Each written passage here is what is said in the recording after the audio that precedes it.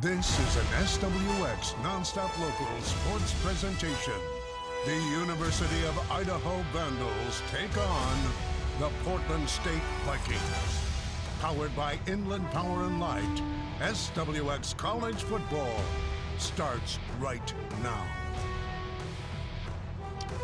And welcome to Moscow, Idaho in the P1 FCU-Kibbie Dome on the campus of the University of Idaho. We welcome you inside the Kibbie Dome, where today it is the Idaho Vandals playing host to the Portland State Vikings. College football on SWX is presented by Inland Power and Light Company, powering our communities since 1937.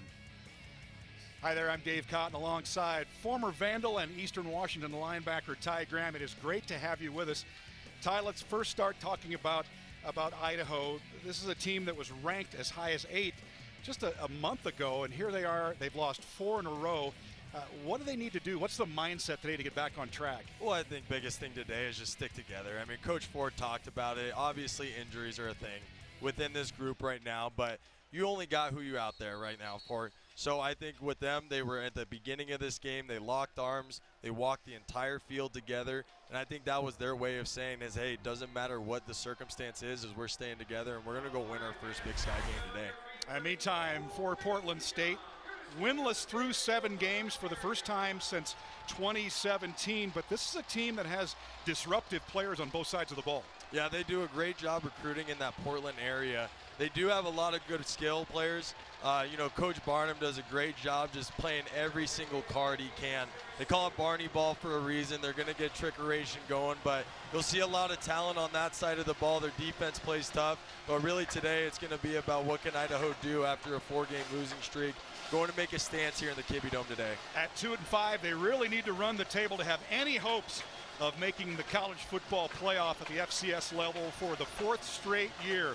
Idaho won the toss, elected to defer to the second half, so they'll be kicking it off to that man. That is Crew Newman, kind of a Swiss Army knife for Portland State. Did a number of things last week on offense and defense for Portland State against Weber State.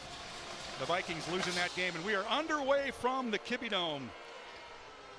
And it will be Crew Newman at the 5, out over the 20 to the 25 and out to the 27-yard line. And that's where Portland State will set up shop. And the quarterback, we think it will be John Chiave Sagapolitelli. He was the starter the last several weeks, but Tyree Smith, the freshman from Henderson, came in and played well late in the contest against Weber State. Lost last week. And it will be Sagapolitelli completing 57% of his passes. The real bugaboo, though, turnovers. He was responsible for 4 turnovers last week, 3 interceptions. So we'll see how he responds this week.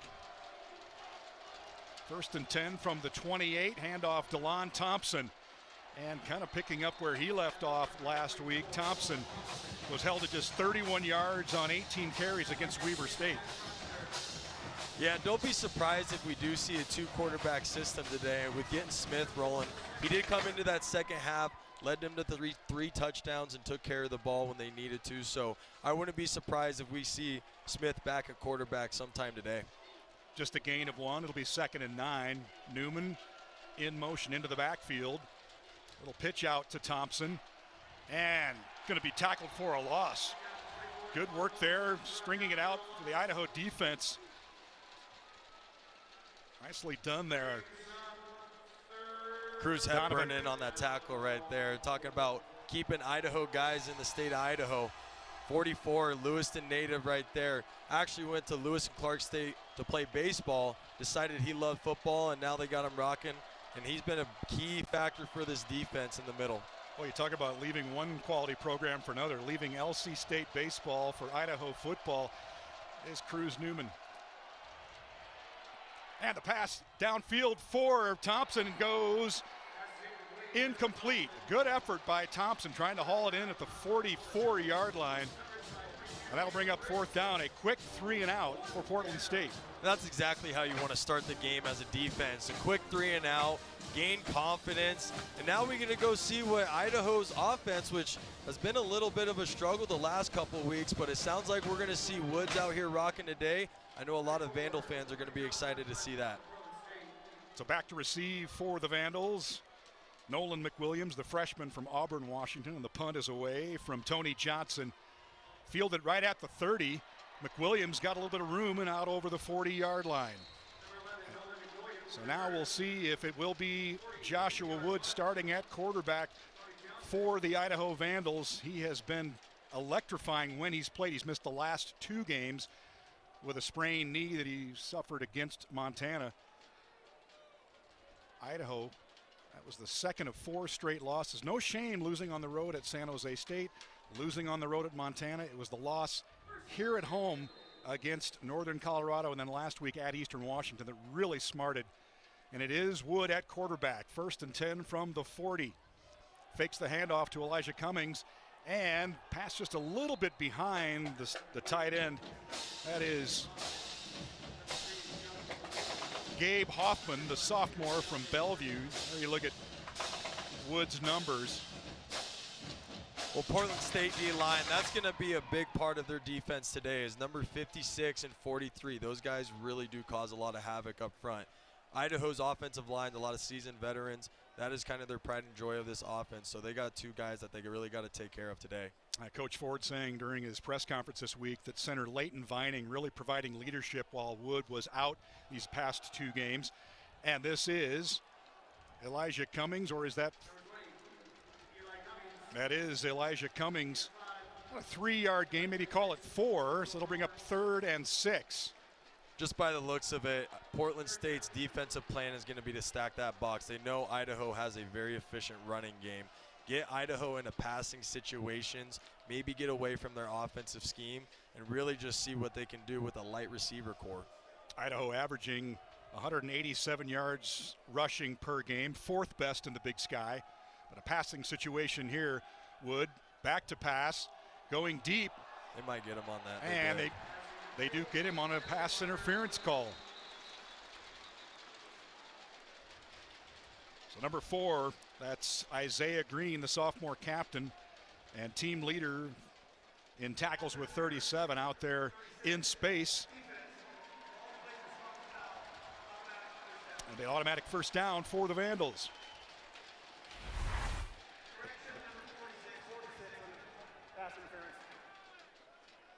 So they officially called on Aiden Siuli, the transfer out of American Fork, Utah. As you look at Thomas Ford in his first year as the head coach, Seattle native, assistant on the 2022 and 2023 teams that made the playoffs for the Vandals. Handoff, Cummings over the 40, good gain again. So as you mentioned, Ty, good ground game thus far for the Vandals. Yeah, that was so Nate Thomas right there. We're going to see a 2 running back system between Cummings and Thomas. 2 guys, I mean, last couple of weeks they haven't been able to average more than 4 yards a carry, but these guys are something that you do have to pay mind into, because if you get them off the edge, they will take it up the sideline and can make you pay. And looks like they're going with the 2-back system right here, right now. Both in the game. You've got Ford on the far side. Thomas flaring out. And that'll be a 1st down across the 30 to maybe the 29. So a good drive here for for Idaho on its first possession. And that was Eli Cummings, rather.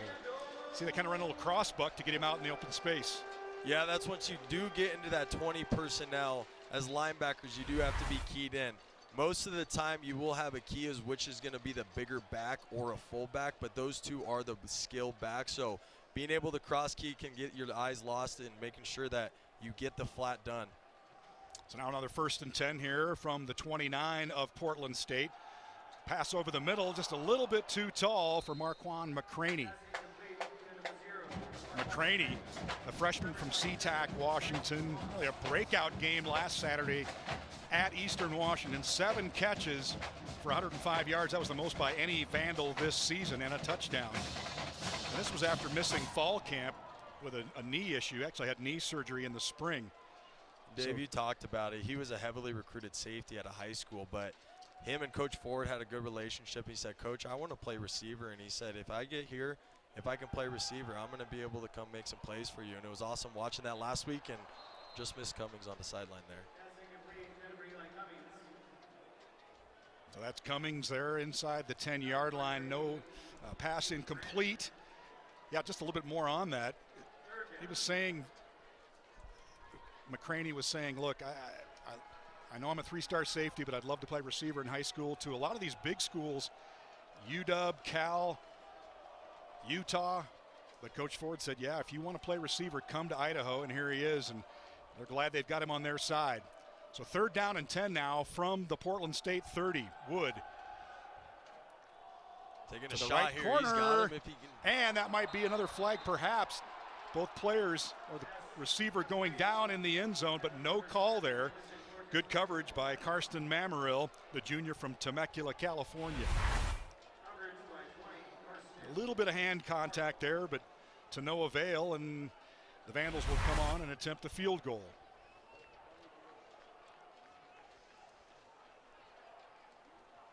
This will be Owen Adams, the sophomore from Laurel, Montana. 3 of 4 on attempts this year. His long 41 at Montana in late September. This one is up and no good, off to the right. So with that, we will take our first break and take Portland State's second possession when we come back here on SWX. No score at the Kibbie Dome.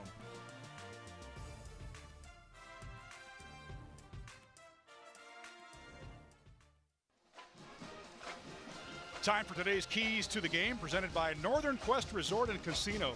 Don't miss the ultimate sports experience at Northern Quest with game day grub at Epic Sports Bar. Northern Quest, yes, the best. Okay, Ty, your keys to the game. Yeah, talking about the keys to the game today, really the biggest thing for Portland State's defense is force Idaho to throw the ball. They average 180 yards per game. Portland State has struggled to stop the run with 290 yards average per game there. But already we're seeing their load in the box with Woods coming back, put a little pressure on him, make the young receiver core make the plays. And then looking at protecting the football, last week they had 5 turnovers against Weber State. That's going to be a key, huge factor. Really in any game, if you cannot protect the ball, it's going to be hard to put yourself in a winning position. And most importantly, simplify the passing game. Really, they're doing a good job already trying to get their guys out in space. What they need to do is just get behind the linebackers, get their eyes off, but hit the 5, 6, 7-yard passes to really just move the ball, control the time of possession today, which Idaho is leading the Big Sky at 33 minutes there. Saga Politelli, incomplete pass to Andre Miller on first down. He's 0 for 2 passing to start out in this ball game. 2nd and 10 from the 30.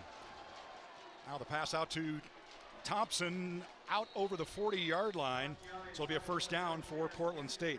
Yeah, just right there, a simple pass game. Running back out to the flat. Looks like the linebackers did pick themselves on that. If they continue to just be able to chunk away on simple throws like that and move the ball, I mean, they're going to be able to put themselves into winning drives. Thompson came into the game needing just 24 yards to eclipse 1,000 yards rushing in his career, but it has been a slog this year, just 2.7 yards per carry. 3 touchdowns to go with that. It'll be first down now for Portland State at the 41. Thompson around the right side, a little bit of room, maybe a pickup of 3. Looks like Idaho's defense is going with a 3 high safety look, so you'll see they'll have 3 defensive linemen, but watch how they move and stunt as they go. The hardest part is if you're bringing the pressure from the wrong side, and it looks like Portland State picked up the field pressure there, checked it to a boundary run, and that's going to be a key part for them to establish their running game. Getting the safeties intact to the run is going to be big for this Idaho defense. Caleb Ricks and Zach Krotz are in on the tackle there for Idaho, and now 2nd and 6.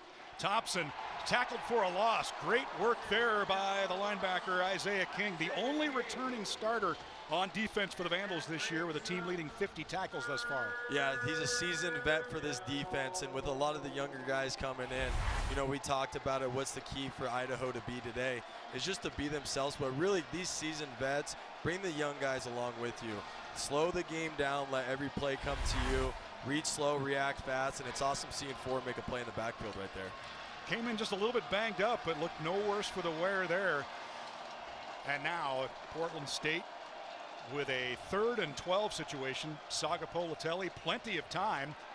And now the pocket collapses, flushed out to the left, throwing to the sideline, and he completes it. So a good-looking broken play, if you will, there. I don't even know if he was actually trying to find his guy right there. I think he was trying to throw the ball out of bounds. Great job by the defensive line there, flushing him out. Matthias, who has been just a workhorse for this Idaho defensive line, just had him in his hand, but got loose, and really you got to make those count. So it's Chance Miller on the reception there for Portland State, now into Idaho territory for the first time. Slant, and it's well defended there by Hayden John, the leader of this Idaho secondary. Nice job breaking it up there at the 31. It'll be 2nd and 10. 18th meeting of these two teams. Idaho with a decided advantage. They've won 15 versus just 2 losses. And Portland State still has not won in the Kibbie Dome. They're 0-10 here. Now 2nd and 10 at the 43 of Idaho. Looks 3 like receivers one out high to man the right. here. Yep. Now Sagapolatelli gets away from one tackler, and he's going to be able to get the first down as he crosses the 34, or actually might be just a little short. They're going to mark him maybe just a little short of the first down. That was Frederick Lujan from Chino Hills, California, that almost wrapped him up. Yeah, Portland State getting into an empty set here, trying to spread Idaho's defense out. He does have some good legs on him, so we do have to be able to, on the defensive line, contain the pocket pass here and keep him in and making him throw the ball and make a decision. We can't let him get loose with his legs. 2 receivers out to the right, and he'll go to the split receiver. That's number 3. He hauls it in. Oh, ball's out. That's Terrence LaVille. Looks like the count. I'm going to call it an incomplete pass, and yes. Back judge Phil Salas says it was not a complete pass, so they'll do it again here, and we are in 4-down territory, and it looks like Portland State has no intention of coming off the field. Yeah, this is a big part for this Portland State offense right here. They're only 33% on 3rd down. I don't have the numbers with their 4th down percentages, but this is a huge play for the Idaho defense to make a stop, or Portland State's offense to continue this drive. Nice job breaking up that pass by Zach Lustig. Now 4th and 1 for the Vikings. Split pass out to Terrence LaVille, and he's got the first down. So a well-devised play. Yeah, just a simple RPO right there. They saw that they have a heavy box expecting the run, and they were able to fling it out and get a good chunk of yards there for the first down. Vandals won this contest last year in Portland, an entertaining affair with 69 points scored in that game. They won it 39-30. First down from the 29. Thompson over the 25 to the 23. Portland State dead last in rushing in the Big Sky with 77.5 yards per game. Only had 65 yards rushing in that loss to Weber State last week on 33 carries, so averaged less than 2 yards per carry in that contest, but moving it pretty well here this afternoon so far, Ty. Yeah, what you'll see is they're really targeting the boundary run. Like I was saying, they're rocking with a 3-high safety look. Only 3 defensive linemen. They have 2 middle linebackers in, but an overhang to the field, so they are lighter to that boundary. So it looks like Idaho's trying to adjust to at least get some more hats on that side of the ball. Handoff Thompson once again. Good running room across the 20, over the 15. And he's run out of bounds. Stopped there by Braden Rice, the sophomore from Lewiston. It'll be another first down for Portland State. So a good drive for the Vikings here on their second possession after going 3 and out on their first possession.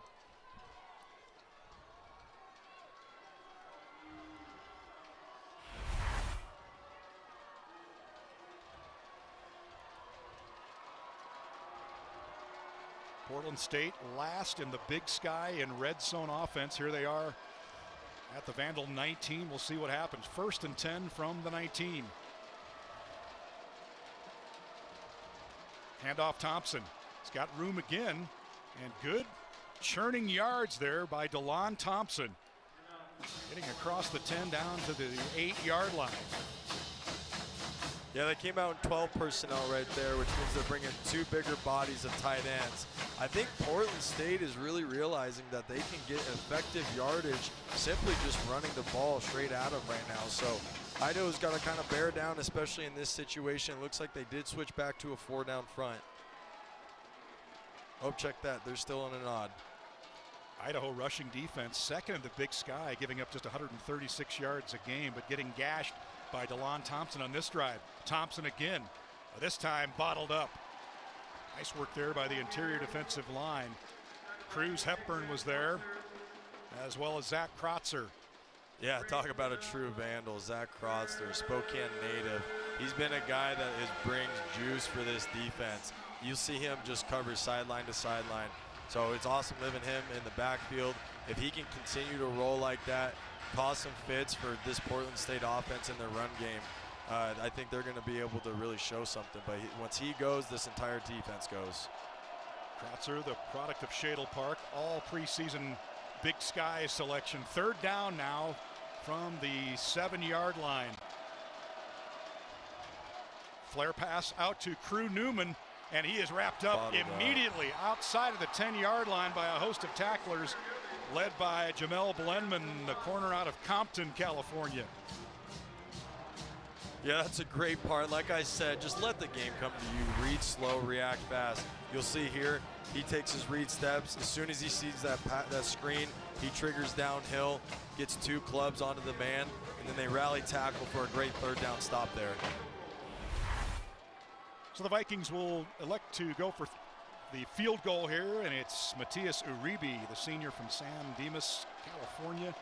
6 of 9 on field goal attempts, and make it 7 of 10. And Portland State is on the board. We will take a break from the Kibbie Dome. We're glad you're with us. Dave Cotton along with Ty Graham. We'll come back with Idaho's second possession here on SWX.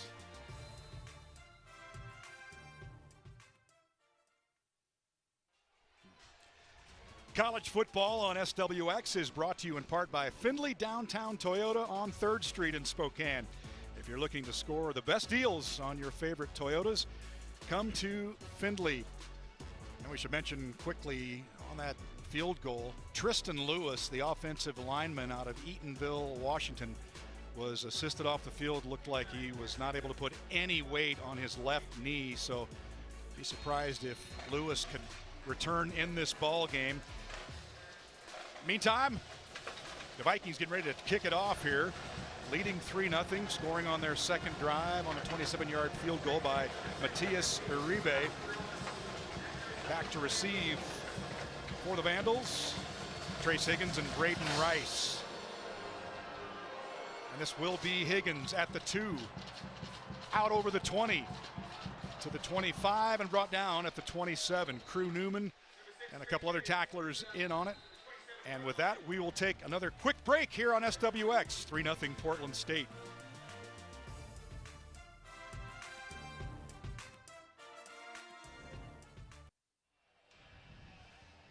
And welcome back to the Kibbie Dome as you look at both coaches. Thomas Ford in his first year as a head man at the Idaho Vandals, and it's Bruce Barnum, the head coach for Portland State. Barnum in his 11th season, the 1987 graduate of Eastern Washington. And Idaho getting ready to go back on offense here from the 27-yard line. Ty, just one drive so far for Idaho. Here we are with inside 4 minutes to go in the first quarter. Idaho with just one possession. What needs to change from the first time around? You know, I think as the game goes on, Woods is going to gain more confidence. Really, you can tell. I don't think they're going to try to use him as much with their quarterback run game that we were seeing earlier this season. But they are trying to hit their simple throws here, rely on Thomas and Cummings to establish the run game.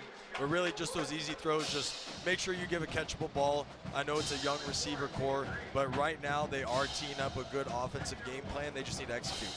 Well, Wood showing no ill effects there. Nice run from about 9 yards out to the 36-yard line. So a 2nd and 1 situation for Idaho. Do you like maybe taking a bit of a downfield shot here? No, I think, with the first down, just continue to control the clock. I think as they continue to go through this game, like I said, they're going to have to rely on this run game. That's going to really limit that Portland State box that they have already been putting a lot of pressure in. You'll see here they're bringing 7. Set up a great slip screen, though. Here comes Cumming off the edge. He might go the distance. 40, and he's got room. Makes the cutback at the 30. Still going on his feet. Nobody can bring down Eli Cummings. What a run. Oh, my gosh. And Idaho has its own beastquake.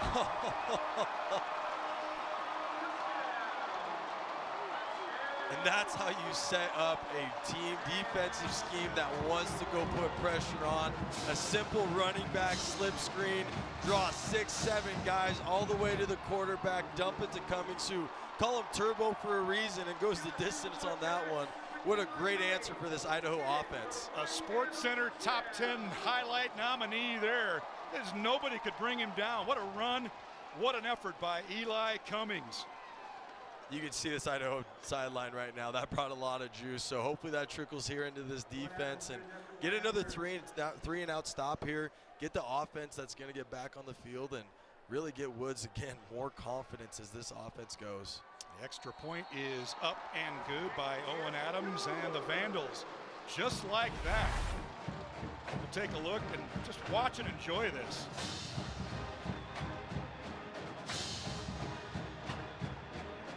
Gotta love to see the big boys running down, leading there. I think that was Binning right there, taking him to the end zone. We mentioned the Idaho beastquake, and he even added that accent that Marshawn Lynch did, kind of going in backwards into the end zone. A 64-yard completion and touchdown. Joe Vandal is fired up, and so are the Vandal fans here at the Kibbie Dome. And who knows, Ty, maybe this is the kind of spark that the Vandals need. Boy, it has been a tough go. The Vandals last week against Eastern Washington did not even score their second touchdown until about 2.5 minutes to go in the ball game. And so a shot in the arm, having Wood back at quarterback and Eli Cummings doing his work there, taking it 64 yards to the house. Now the kickoff, Crew Newman will let it go. It'll be a touchback, and Portland State will take over at the 25. Yeah, anytime you come into a game, if from the offensive mind, you want to get as many explosive plays as you can. And obviously right there, that was a huge play to set themselves up for really the confidence that they were seeking for the last couple of weeks there. I know they haven't been able to hit those kind of shots and being able to get down the field. I mean, that was, what, a 65-yard slip screen play. And now, for the defensive side, it's going to limit their box and what they were doing and trying to limit the run game. So it'll be interesting to see once Portland State gets back on defense what they come out with, if they have any sort of adjustments. And one adjustment, you're seeing it right here. Change at quarterback. This is Tyree Smith, the freshman from Henderson, Nevada. DeLon Thompson gets the handoff, maybe got a yard. Not necessarily because Saga Politelli was ineffective, but just providing that different wrinkle, I think, for Idaho to look at on defense. And I think that's Portland State's MO. Their offense is Barney Ball, like I was saying. They like to keep a lot of wrinkles in for the defense to continue to have to change what they're doing. Now you'll see they are back to a 4-down front, having 4 defensive linemen here. So I'm sure the Idaho defensive coordinator wanted to say, hey, we're not going to limit, or we are going to limit the run game now in this situation and put them more into passing situation. 2nd and 9, and there's Crew Newman. He's kind of been the Swiss Army knife for this Portland State team. The freshman out of Portland, really a football player's football player. He did it all last week against Weber State, Ty. Returned 5 kicks for 91 yards, passed for 5 yards, rushed a couple times for 12 yards, caught 3 passes, and even had a tackle. It's a rare breed right there. I mean, that's how many people can say they've done that in a college football game, let alone a football game in general? The Shohei Ohtani of FCS football. And now Thompson going in motion, and Smith connects with him out there in the flat. Can he get out to the 40? He does. Still going. great work there, great strength to push the pile out to the 44. You see the kind of strength that DeLon Thompson, the sophomore from Newbury Park, California, possesses. Yeah, so far this Portland State offense, they've been taking advantage of the perimeter of this Idaho defense. They've already been able to convert 3 or 4 first downs on simple T-swings, screens, or just quick screens out on the perimeter to the receivers. Now first down at the 44-yard line. Smith rolling right. Now he'll take and run it. Pick up a couple yards before he's run out of bounds.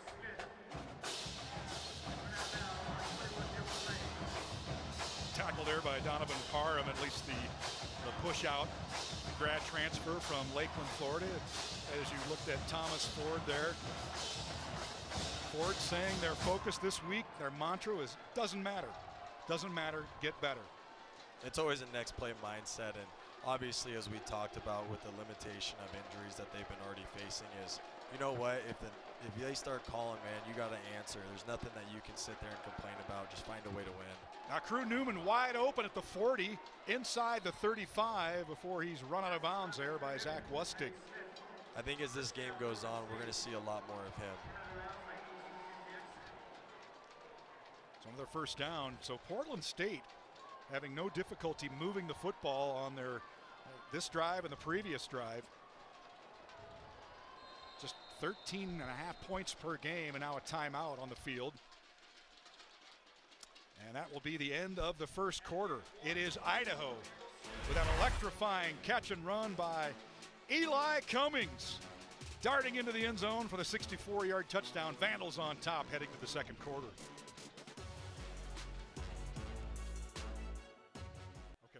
Let me know. And back with Portland State's first down play from the 34-yard line. Tyrese Smith. Good little run off the left side down to the 30-yard line. Today's coverage of college football at SWX brought to you in part by Northern Quest Resort and Casino. Don't miss the ultimate sports experience at Northern Quest with game day grub at Epic Sports Bar. Northern Quest, yes, the best. Smith, the freshman from Henderson, Nevada, entered the game in the second half in that loss to Weber State. Responsible for 3 touchdowns, rushing for a couple, passing for another. Finished 9 of 14 for 170 yards this time. He will keep around the left side again. Gets across the 25, but a flag is down in the backfield. And that's going to be a hold against Portland State. It's coming 52, back. offense, 10-yard penalty. That was a good job by Crosser. Like I said, he's disruptive, and he got in the backfield, so the only thing they could do is tug on the jersey, puts Portland State back and now into a 2nd and long. I don't know if we can get a shot at Zach Crotzer, but there's a lot to tug on there with that with that undershirt hanging out. Preseason Sky selection, 4th year in the program. 40-plus games for the Vandals. Actually has 2 interceptions as well, so he's a pretty athletic guy for being a big beef eater down front. No, he's what a Vandal would look like with that long hair. Plays violent. Now 2nd and 15, getting back almost to the original line of scrimmage is Smith on the keeper. So they'll bring up a 3rd and about 10 for Portland State. And they're kind of in 4-down territory as it is. Yeah, so far they're 50%. Well, just 2 of 5 on 3rd down, 1 of 1 on 4th down. If they can go and chunk about 7 yards here, I'm saying they're going for it. I mean, they're going to try to put the pressure on Idaho's defense as much as they possibly can today. Portland State, 3rd down conversion percentage, 11th in the Big Sky out of 12 teams, just 33%. We'll see what happens here. Bringing pressure from the field here. And got to throw it away quickly, and it's picked Big off. turnover. I believe that's Jamel Blenman out on the right edge. It was Blenman with a pickoff and a great pressure interception there for the Vandals.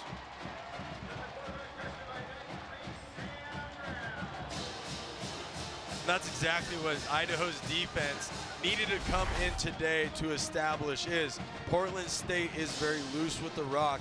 Right there, a poor decision by him to throw it up in nobody's space except for an Idaho Vandal defense. Speaking of Spokane, that was Spokane Sam Brown, number 93, the Central Valley grad, providing the pressure that led to the pickoff.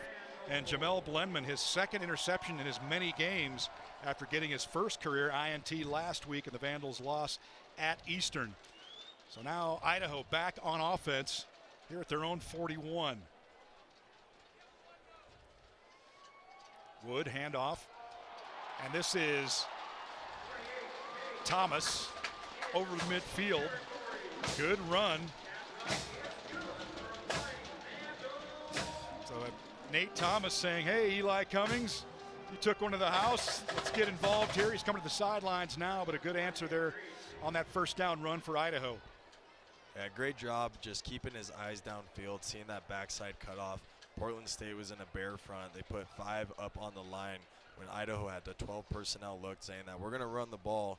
Great job just putting the foot in the ground and getting north. First down at the 48 of Portland State. Now a little trick play, a little flea flicker. Wood throwing deep. He's got a man wide open, and it's caught. Noah West Barranco, the freshman from Nampa, Idaho, with a touchdown. In a play that was almost disrupted in the backfield, somehow finding a way to still get it in Wood's hands. He got out of pressure, stepped up, and bombed it down. So the Vandals resorting to a little trickeration, sucking up the defense on the flea flicker, and Barranco with his second career touchdown for the freshman from Nampa.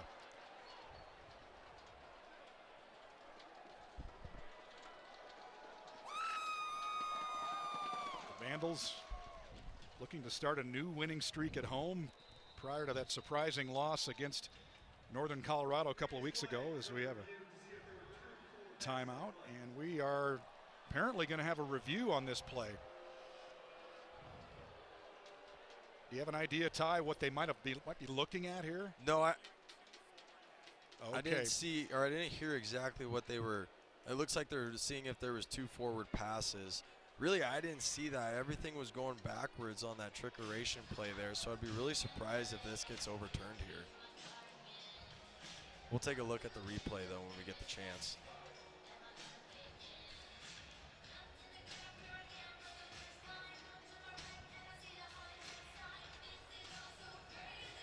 Take a look at Thomas Ford there as the referees take a look at the play. And you make the call here. So that was McWilliams. Oh, it's close. Yeah.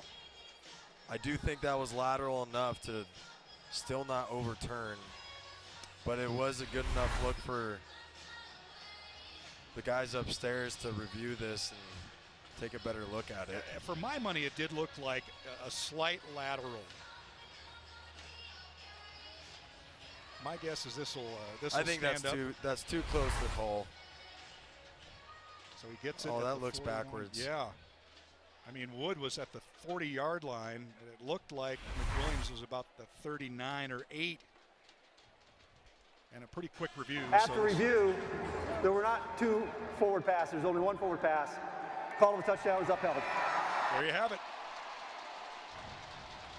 Thomas Ford liking what he sees, especially the trick play. Coaches love it when the trick play works. And when it doesn't, boy, that's one of those where you got a lot of people to answer to. But, hey, a little like we talked about this week, Ty, both teams really playing with nothing to lose. Exactly. Well, great job by the Idaho's OC, Matt Linehan, getting in his bag right there. He's notoriously known through this season. They want to establish the run, but that was an awesome job catching him off guard and making a great play out of the end of it. And now this Idaho's offense got a lot of confidence under their belt.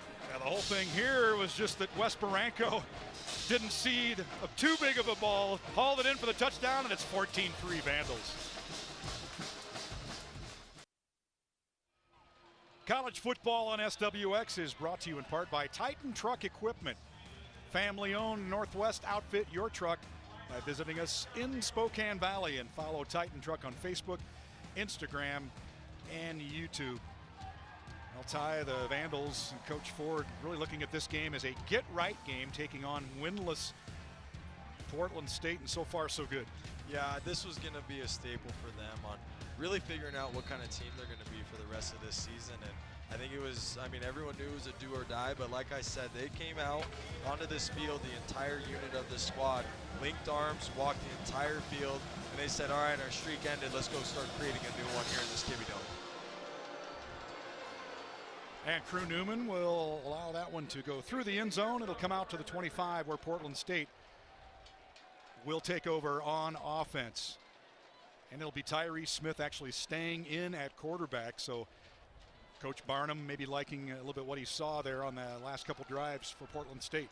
Yeah, well, the last drive did end up in an interception. So we'll see how big they're going to go back and forth. Like I said, I'm expecting more of a 2-quarterback system. And who knows, maybe we end up seeing Crew Newman back there taking some more snaps. He is getting more and more involved in this game as a receiver, but he's a guy that is a big threat for this Portland State offense. And that interception by Smith last drive really, credit the Idaho defense with the pressure. Smith will keep this one out over the 25, but a flag quickly comes out.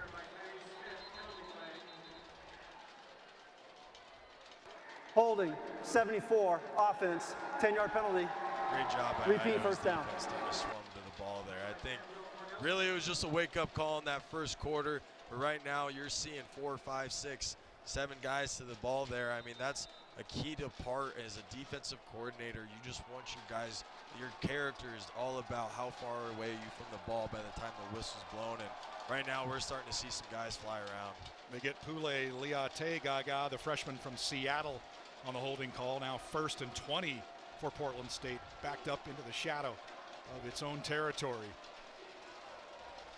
Smith at his own 6. He's got time. Now he's got a man open at the 35-yard line and is hauled in. Terrence LaVille, the senior out of San Mateo, California. Big gain for the Vikings there on 1st down and 20. Yeah, unfortunately, it looks like Braden Rice right there just lost his eyes as the middle third safety. He got 2 sucked in on that shallow route that was over the middle of the field, and the corner just thought he had help inside, and great job by Portland State taking advantage of it. So you see the kind of arm talent that Tyree Smith has as well. Not just a running quarterback. Nice completion there to Terrence LaVille. Career best 114 yards and a touchdown against Eastern Washington 3 weeks ago. And another flag is down. False start. 68, offense. 5-yard penalty. Still 1st down. So they get Samishi Latu, the junior out of San Mateo, California, moving early. Portland State, as we mentioned at the top of the broadcast, looking for its first ever win in Moscow. Kind of hard to believe. They're 0-10 all time here. They trailed Weber State 43-13 with 5 minutes to go last week before scoring a couple of late touchdowns, led by this man, Tyree Smith. Smith back to pass at the 43, has a wide open Crew Newman at the 20 and down to the 18. So a good drive here, Ty, for the Vikings. Yeah, they're starting to take advantage of getting down the field here. Linebackers just got to keep their depth. If they don't have anything in their zone, keep ping-ponging your eyes. Can't let any of those crossers get behind you. We've seen it back-to-back here now. Newman has started since his freshman year in high school at Central Catholic in Portland, where PSU actually plays its home games, most of them. And also, as Ty mentioned, a quarterback on the Portland State depth chart. 1st and 10 from the 20. Thompson, nowhere to go, and it'll be a loss. And Zach Krotzer in the backfield.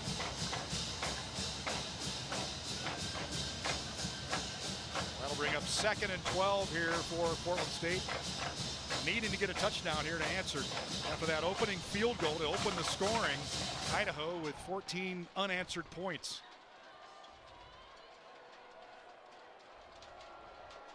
Portland State continue to go to this empty look and try to spread this Idaho defense out as much as possible. 3 receivers to the right. He will roll to the right. Now to the end zone, and a little bit too tall there for Terrence LaVille. LaVille previously played at San Jose State. San Jose State, one of Idaho's opponents this year. The Vandals losing a tough one against the FBS school, 31-28.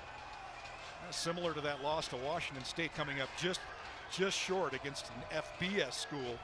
A couple of games that would have been real shots in the arm for the program, and Thomas Ford, the head coach in his first year.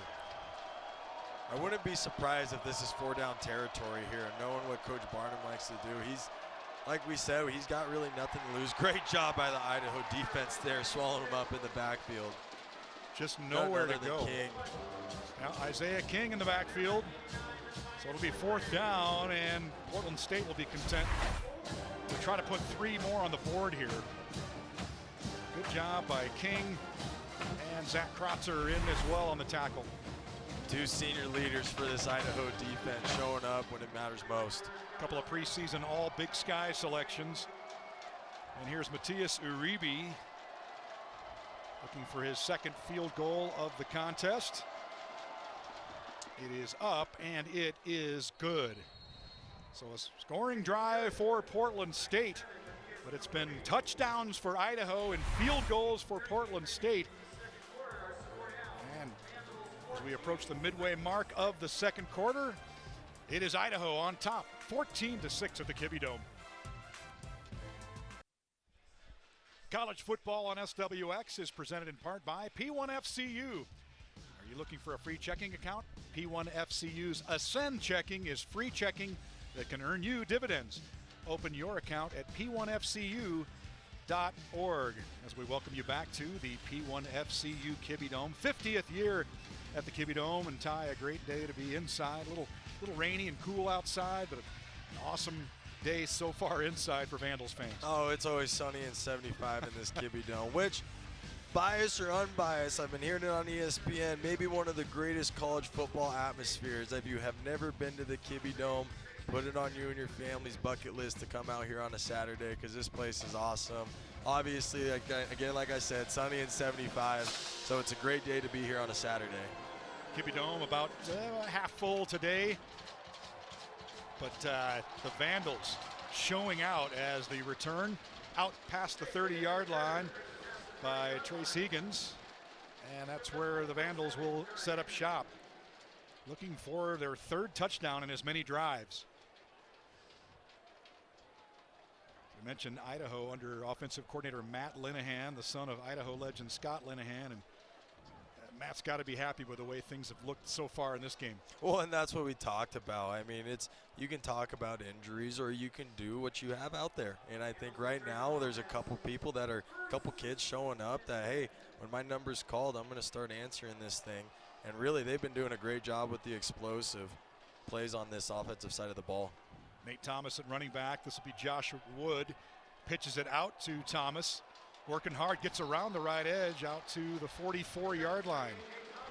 So good, kind of a sneaky good gain around the right side for Thomas. Yeah, Thomas, if you watch him here, I mean, he is a load.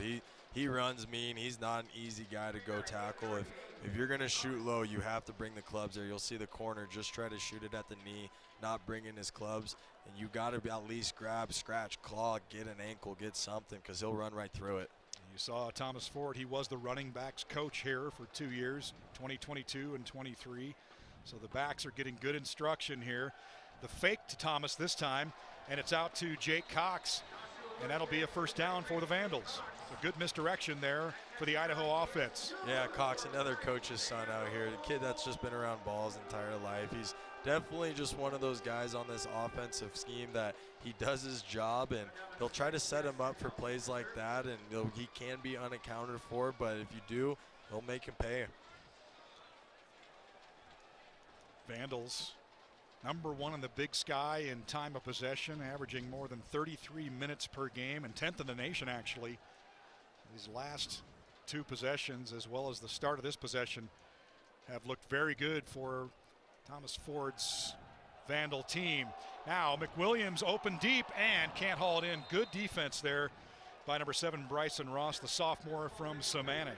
Yeah, if you saw at the start of the play there, Woods liked what he saw.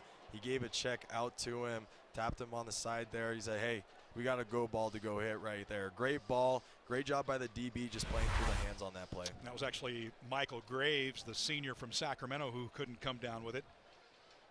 Graves had a TD reception in last week's loss at Eastern Washington, just his 3rd reception all season. Now 2nd and 10 at the Idaho 44.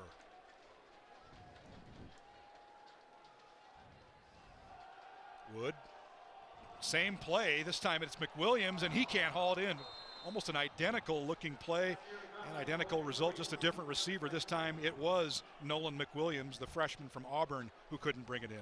Yeah, just one thing, don't try to get too greedy. Obviously, back-to-back scoring drives of explosive plays that set you up for touchdowns. But where they found their success so far in gaining the confidence is continue to hit those small chunks down the field and get to short, second and short mediums. Being able to get a first down out of it. Right now, they're facing a 3rd and 10, and obviously having to push the ball down the field. And I'm sure Portland State's going to be in man and bring a little pressure here. That was Karsten Mammeril on the defensive play for the Vikings. Meantime, Joshua Wood rolling out to his right. And a nice completion at the sideline. Was he inbounds? Looks like yes. What a play.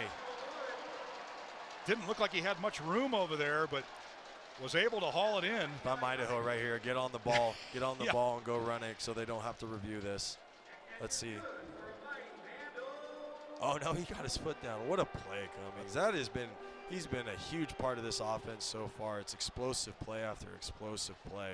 They took your advice. They lined up quickly, but Portland State had to be given an opportunity to sub on their part, so it slowed things down a little bit. Nonetheless, Vandals, that is Cummings all the way down to the 29, close to another first down.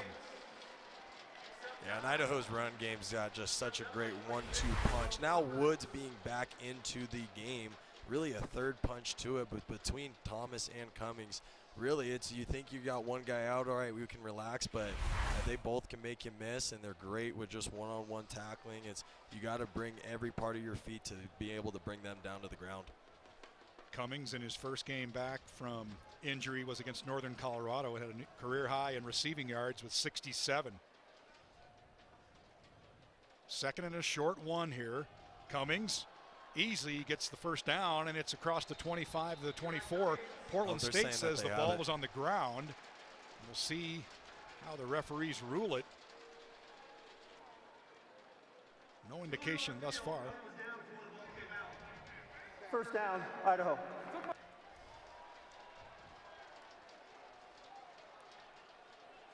Portland State defense can be opportunistic, although their turnover margin is -8 after that the 5 turnover game against Weber State last week. And now it'll be first down and 10 at the 24 for Idaho. Wood looking to his left. Into the end zone, and it is hauled in for the touchdown. What a play, right on the back edge of the end zone. Marquand McCraney, the freshman from SeaTac, Washington, hauling in his second touchdown of the year. And I'm going to eat my words there. I was saying, hey, don't expect just to keep going down and throwing the hucking and chucking. And I mean, now it's working for him again. So what do I know? You were a linebacker, so maybe you were thinking a little bit differently than these guys do. Offensive mindset, and the Vandals scoring on their 3rd straight possession, a touchdown. And now Owen Adams on to kick the extra point. The hold by L.J. Harm. It is up, and it is good. The Vandals on a roll here. We're inside 5 minutes to go, first half. Joshua Wood putting it perfectly on the back end line, and McCraney does the rest. Vandals up 21-6. Today's presentation of college football on SWX is brought to you in part by Inner Demon Motorsports. Located in Hayden, Idaho, Inner Demon Sports, powered by Heatercraft, will keep you warm in your UTV or your boat year-round. And it's worth another look. The touchdown pass from Joshua Wood to Marquand McCraney, the freshman from SeaTac. McCraney barreling into a photographer. Hopefully everybody's okay down there, but certainly the Idaho offense is okay, Ty. Oh, yeah, just great awareness by McCraney right there, keeping that 1 foot in bounds. In college, you just need one, right? So that was a great play. Keep taking the shots down the field. Now, coming into this game, it's a credit to OC Matt Linehan. He had every reason to be conservative. Right? Portland State's defense giving up 290 yards in rushing per game, and now they're taking advantage of this secondary in Portland State. So with a touchback there, it'll come out to the 25 as we welcome you back inside the Kibbie Dome, and we welcome Joe the Vandal to the booth. Joe in a good mood with 3 touchdown passes by Every reason Joshua to be in Wood a good mood right the now. last 3 possessions. Unbelievable. Thumbs up, Joe? 2 thumbs up. Or B's up. There you go. Good stuff. Yeah, it's been a good day so far. And we talked about it, a get-right game for Idaho. They really need to run the table to be under consideration for a playoff. And really, thanks, Joe. Take care. And really, as Coach Thomas Ford said, as Portland State takes over on its possession here at the 25, all we can focus on is this week's game. We don't worry about winning out or sweeping and running the table. Meantime, the pass from Sagapolitelli back in the game is complete. Out to the right to Jalen Lynch, the junior from Marietta, California. And got a little tussle over the ball there at the 35.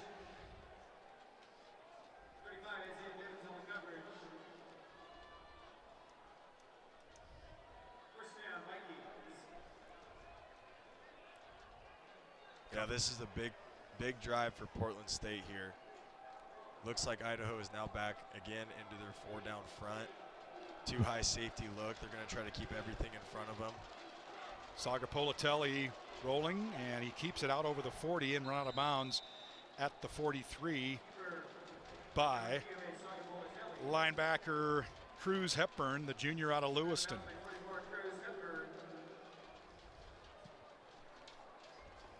That'll bring up second and a long 2, maybe call it 3 here. So interesting that Portland State is not alternating quarterbacks, but Sagapolitelli with the first possession of the game, and then Tyree Smith, the QB, for the last couple possessions. Now Sagapolitelli back in the game.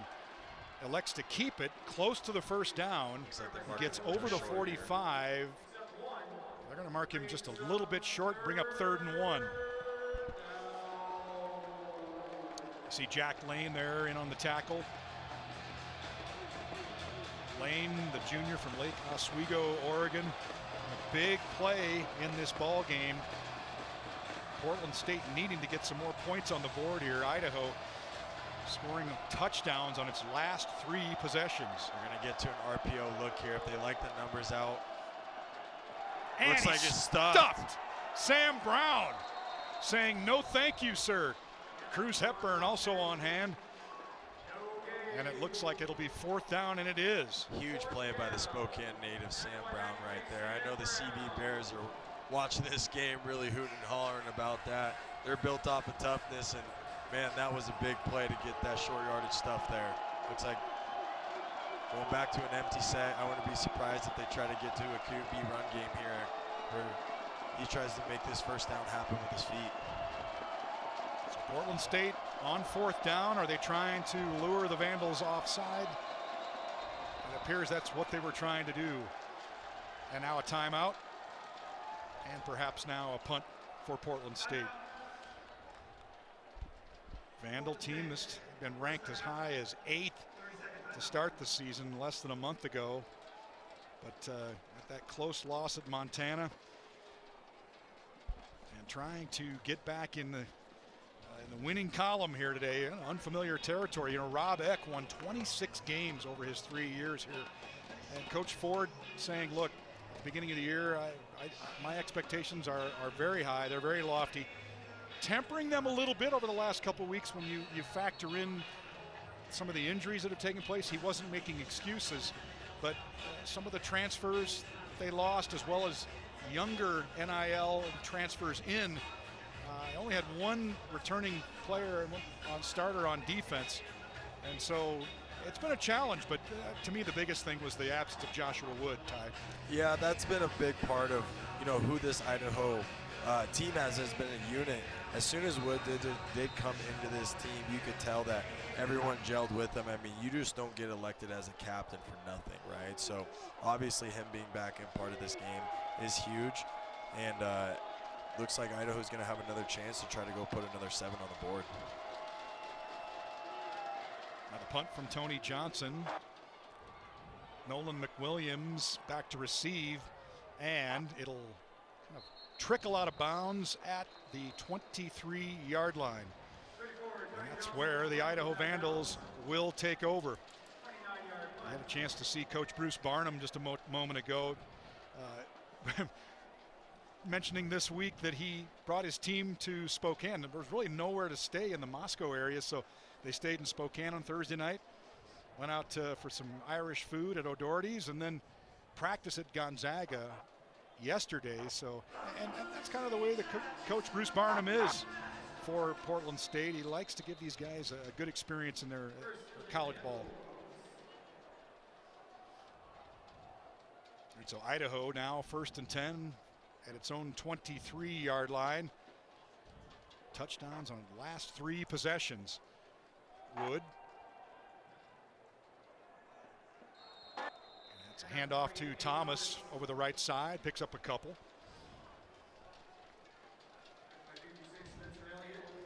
Tackle by Spencer Elliott. We have not heard his name much today. Elliott, one of those guys that Coach Thomas Ford highlighted coming into this game. We'll tell you why when we come back, as we've reached the 2-minute timeout here at the Kibbie Dome. It is the Vandals looking for its first win in Big Sky competition this season, leading 21-6.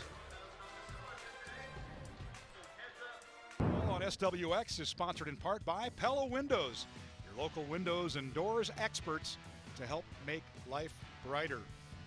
And life certainly brighter here at the Kibbie Dome today. Vandals looking for their 3rd win at home. Victories over St. Thomas and Utah Tech back in September.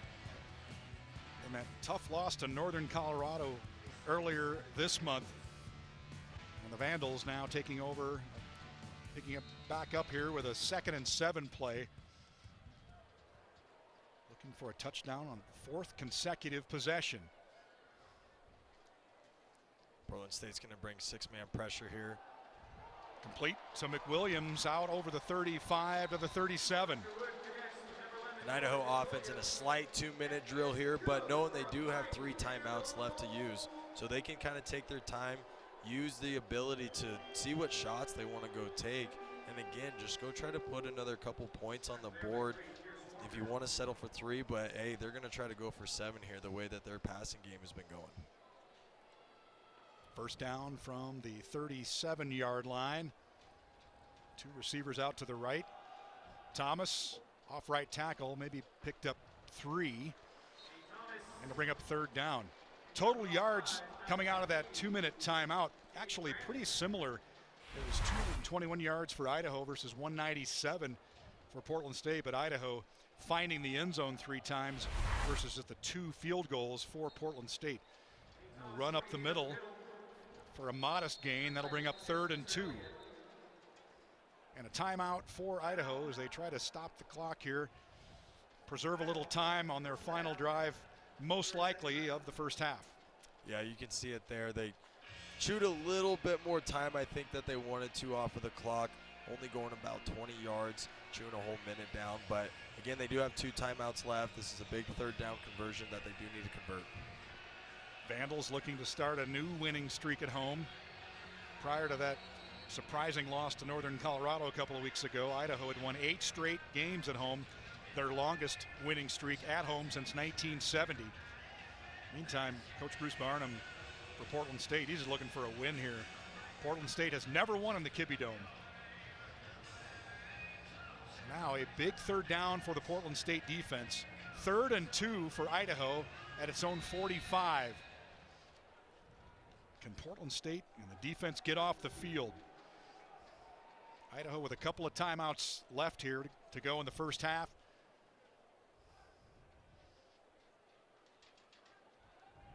Wood fakes the handoff out to Jake Cox on the completion, and it's a first down for the Vandals. And again, great setup using Cox in the passing game here. He's normally a hand in the dirt kind of guy. You'll see that in that 12 personnel. They go that split action. Really, that's a big read split, read zone, and he's got to be able to slip out into the flat there, and great job by Wood being able to find him. This time Cummings the handoff, not much doing up the middle, and then maybe a second timeout for Idaho.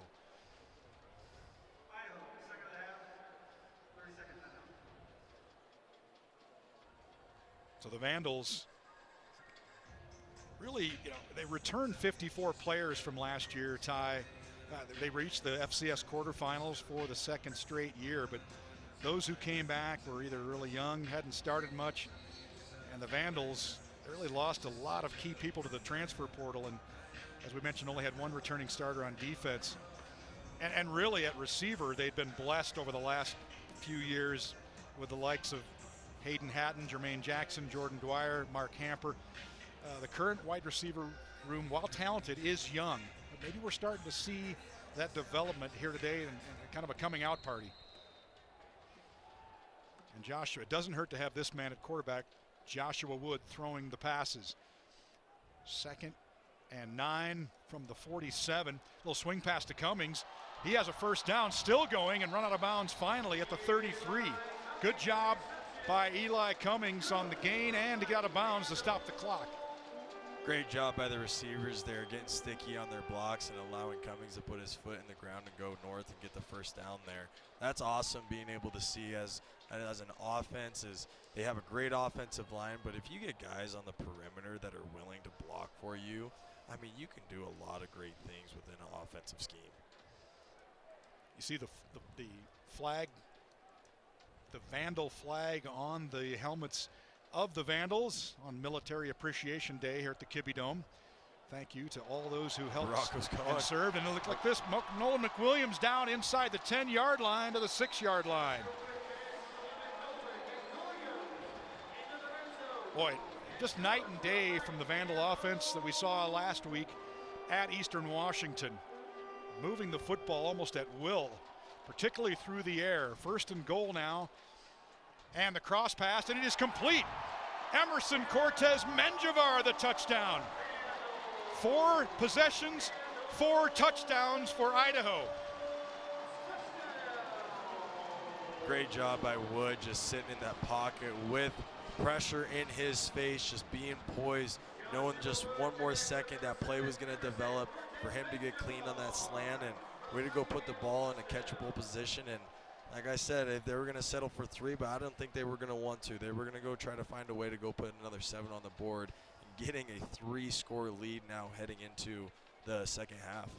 Terrific clock management by the Vandals, as well as the extra point by Owen Adams is good. And the Vandals running away with this one in the first half with just 17 seconds to go. 28-6.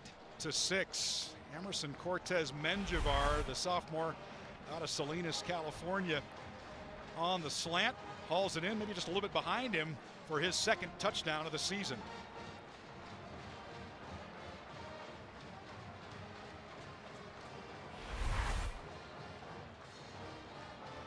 And Thomas Ford has to feel good about how things are going for the Vandals thus far in this one, Ty.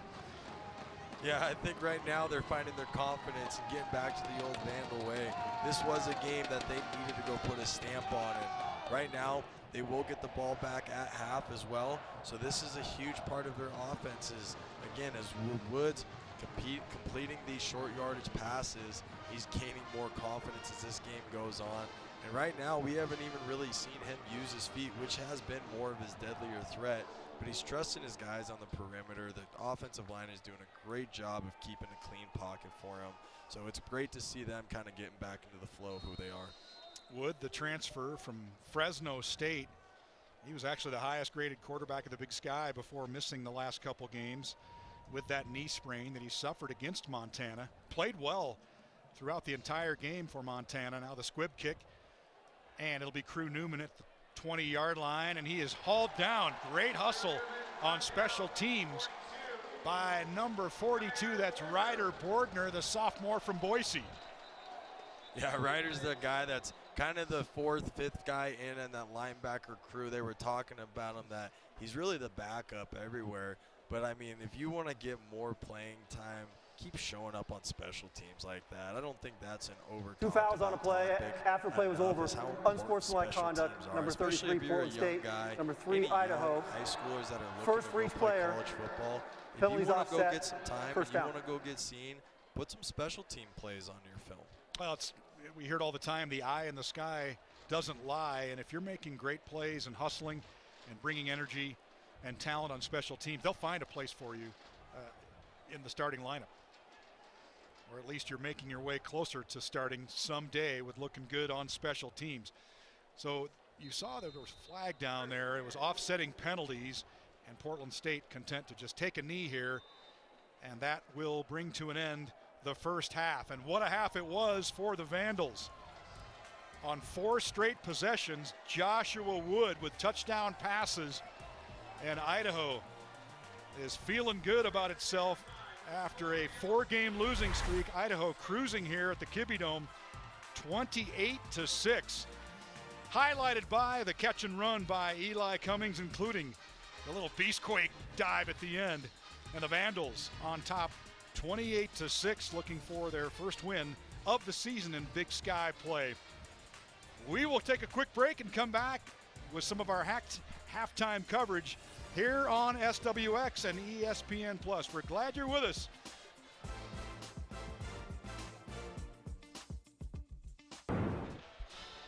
And welcome to halftime on SWX, brought to you by Spokane Colleges, an education designed with life in mind. Back at the Kibbie Dome, Dave Cotton alongside Ty Graham, the former Vandal and Eastern Washington linebacker. It has been all Vandals in this contest, 28-6 thus far. And boy, it is an understatement of the day to say it's great to have quarterback Joshua Wood back. Oh, what a difference maker he is. I mean, from obviously an offensive point of the game, but you can tell the guys just gel around him. I mean, like I said earlier this game, as soon as he got on campus, it didn't take very long until he was elected a captain. That's easier said than done. I mean, get an entire team of trust, and being able to come into a new locker room with new faces and a new coaching staff. And really, you can just see the difference he makes on the field when he's out there. And you saw the difference that Eli Cummings made on that first touchdown, doing a lot of the work himself to get that first of 4 touchdown passes by Wood. This one at the end line there to McCraney, taking out the photographer. Everybody is okay, but a rocking first half for the Vandals, Ty. Yeah, it's been great, and really we haven't been able to see too much of the defense and pressure situations here. They've been able to actually bear down when they need to, only allowing 6 points on the board. 1 turnover so far. I mean, that's one thing that Portland State has struggled with through this season is their turnovers. I think if they want to continue to make a stamp, like I said earlier, this game was a huge part for Idaho to get back into their rhythm of the flow and being able to get confidence. So keep hunting the ball, get a couple more turnovers, control the time of possession, and I'm going to say that Idaho should be able to sweep this one if they keep doing that in the half. You see there, the time of possession actually favoring Portland State by 10 minutes, but the total yards, Idaho with nearly 100 more total yards. We will take a break and continue with our halftime coverage here on SWX from the Kibbie Dome. It's Idaho on top, 28-6.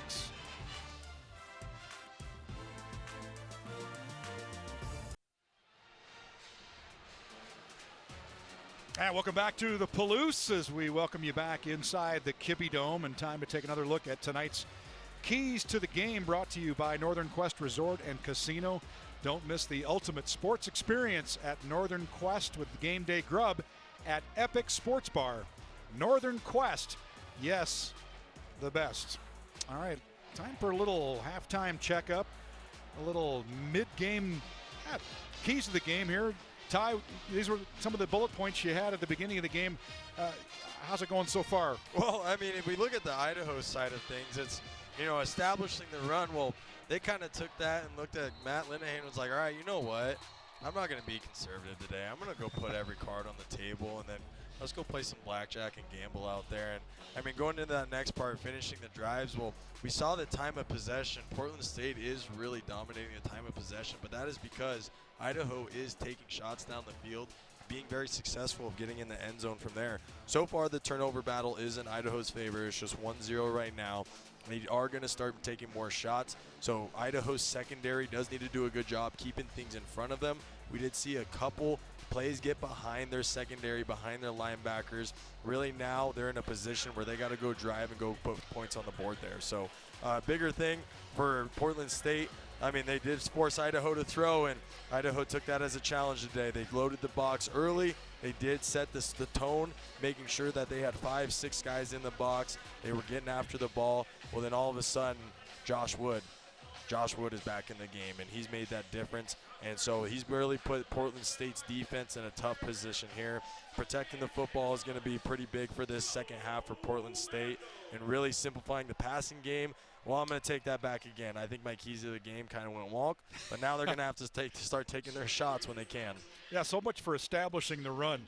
They just said, hey, we're going to sling it. 2 of the 4 touchdown passes by Joshua Wood were the result of just 2-play drives. So the time of possession overrated in this one. Idaho #1 in the Big Sky, usually possessing it 33 minutes per game. Now this one, quick strike offense for Joshua Wood and Coach Thomas Ford. Taking another break and wrap up our halftime coverage next here on SWX.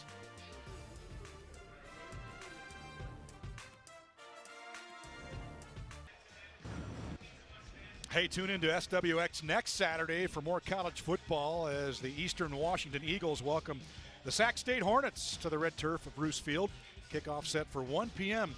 It's the Eags and the Hornets live next Saturday on SWX, your home for local sports. Halftime on SWX was brought to you by Spokane Colleges, an education designed with life in mind. Idaho Vandals back on the field, getting ready for our second half here at the Kibbie Dome in Moscow, Idaho. The Idaho Vandals rolling 28-6, and they will get the ball to start the second half here in Moscow. Stay with us on SWX.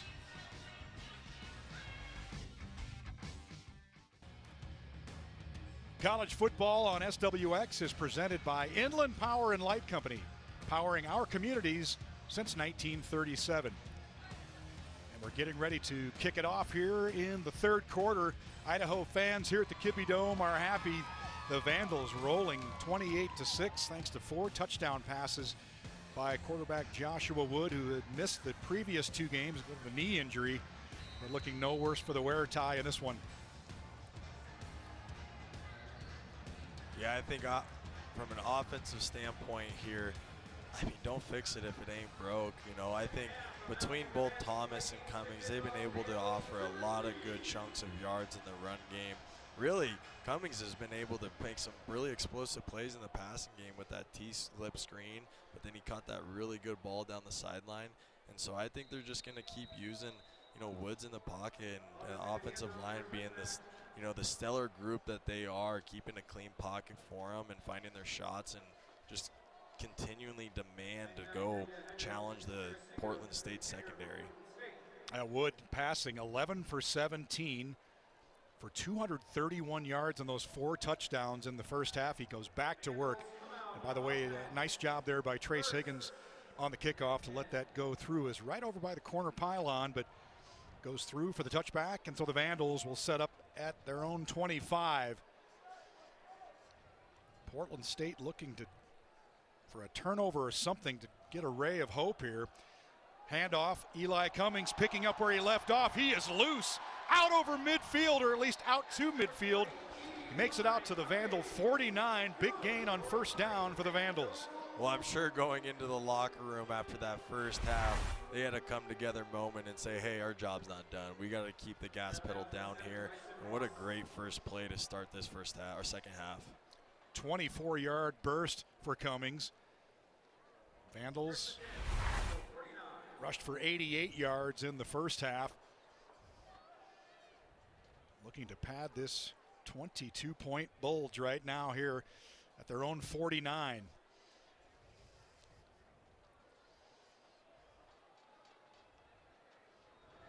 Wood, a little option formation, keeps it, and out inside the 45, maybe to the 44.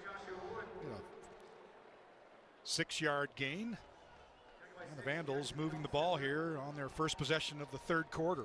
Yeah, anytime that we have seen Wood be involved in the running game, it's been to that speed option, where it's been a very effective play for him. He's been able to get 7 to 10 yards each time, so I'm sure here pretty soon we're going to see a shot, or if they just want to command the run game, get the clock milked down, get another score on the board. But you know, like I said, my keys to the game have gone out of the whack here, and so OC Matt Linehan's really wanting to go take his shots today. Don't beat yourself up over it. It's been fun to watch. Cummings working hard, still going, and made it down to the 43 of Portland State. And that'll bring up third down here. Might have made it to the 42. So let's call it third and a long one. And we get Rocco Koch out here. I think everybody was waiting to see when they would get him back into the game here. Now, if you're Portland State on defense, be very simple-minded. What are they going to do right here? They're going to run the ball with 16. So Rocco Koch, the freshman, number 16 from University Place, Washington, led the Vandals in rushing twice this season, trying to convert here on the 3rd and 1. And instead of the short run, how about the pass to Jake Cox? And it's a touchdown. Idaho with a touchdown pass on 5 straight possessions. This time, the first career touchdown pass for Rocco Koch. Well, I just talked about it, right? When 16's in the ball game, you got one thing to worry about, and that's the QB run game. Well, I think in those moments there, as a DC, when you do get a running quarterback involved, more times than not, you have to be in a man-based position. Well, there it looks like somebody lost their eyes on Cox, and great job setting that up on a 3rd and short, and looks like Idaho might start slipping away with this pretty quick if they start keeping this offensive explosion going. Well, and Eastern Washington coach Aaron Best has the extra point by Owen Adams is good. Aaron Best saying, hey, anytime that Rocco Koch was in the game, they would just run the football. Not this time. Vandals maybe reading the press release saying, oh yeah, how about a pass to Jake Cox for a touchdown? Little jump pass, gonna throw it back to the Tim Tebow days there. Yeah, kind of a Taysom Hill, Tim Tebow type. And Rocco Koch, 81 yards rushing last week at Eastern Washington. Also rushed for 81 against Northern Colorado. Had a couple touchdowns in that game. So clearly, defense is looking rush there, especially 3rd and 1. That's brilliant call by Matt Linehan. Yeah, Matt's been, like I said earlier, after that trick play that they were able to set that up for a touchdown. I mean, Matt's been in his bag today. I mean, he was not coming in today with just being complacent and taking advantage of Portland State's poor run defense. He said, you know what? Let's go make a stamp on this, man. He certainly is. 35-6 Vandals. Crew Newman from his own 4 out over the 20 and brought down quickly at the 21. Nice work on special teams there by number 82 Trenton Swanson, the freshman out of Camas. Yeah, and again, Ryder Bordner is again on the special teams tackle there. Great job. You can see Portland State in their return game today. They're trying to set up that field return. Well, they're doing a great job of recognizing that, readjusting their lanes. But really, I mean, you just see it right now. They're flying to the football. So let's see with this defense what we get out of this, because right now if they can continue to suffocate the ball, cause some more turnovers, I mean, this can get out of hand pretty quick. You saw Tyree Smith now back in at quarterback, alternating QB duties with Saga Politelli in the first half, and now a penalty flag is down. 5-yard penalty, still first down. So they'll back the Vikings up 5 yards. Not the way you want to start a drive when you need points and you need them quick.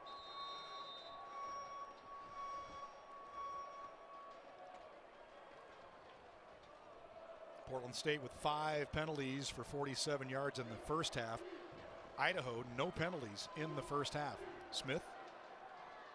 And that's way too high there for Andre Miller, the freshman walk-on from Happy Valley. Tim Jackson over there in coverage. Yeah, you can see there, Idaho is showing a 7-man front right there.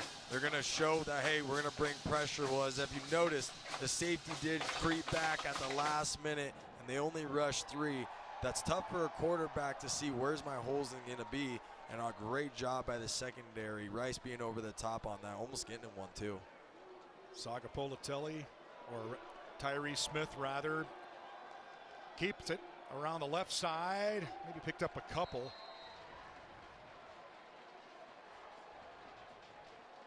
Good swarming defense there by the Vandals. And 3rd and long here for the Vikings. Thanks in part to the delay of game penalty on first down. Everything going Idaho's way here at the Kibbie Dome. And a big part, again, now they're back to their odd front, which in a couple situations in this game already has had a tough time containing the quarterback. Right here, they're showing a 6-man pressure, man. And a deep ball to number 81, Chance Miller, incomplete. Some good coverage back there by Tim Jackson, and another defender who is down. It looks like that may be Jamel Blendman, senior, who had an interception earlier in the game. Looked like he banged his head there on the turf. Not sure if that's what the issue is, but Blendman stays down, and out comes Thomas Ford to have a look.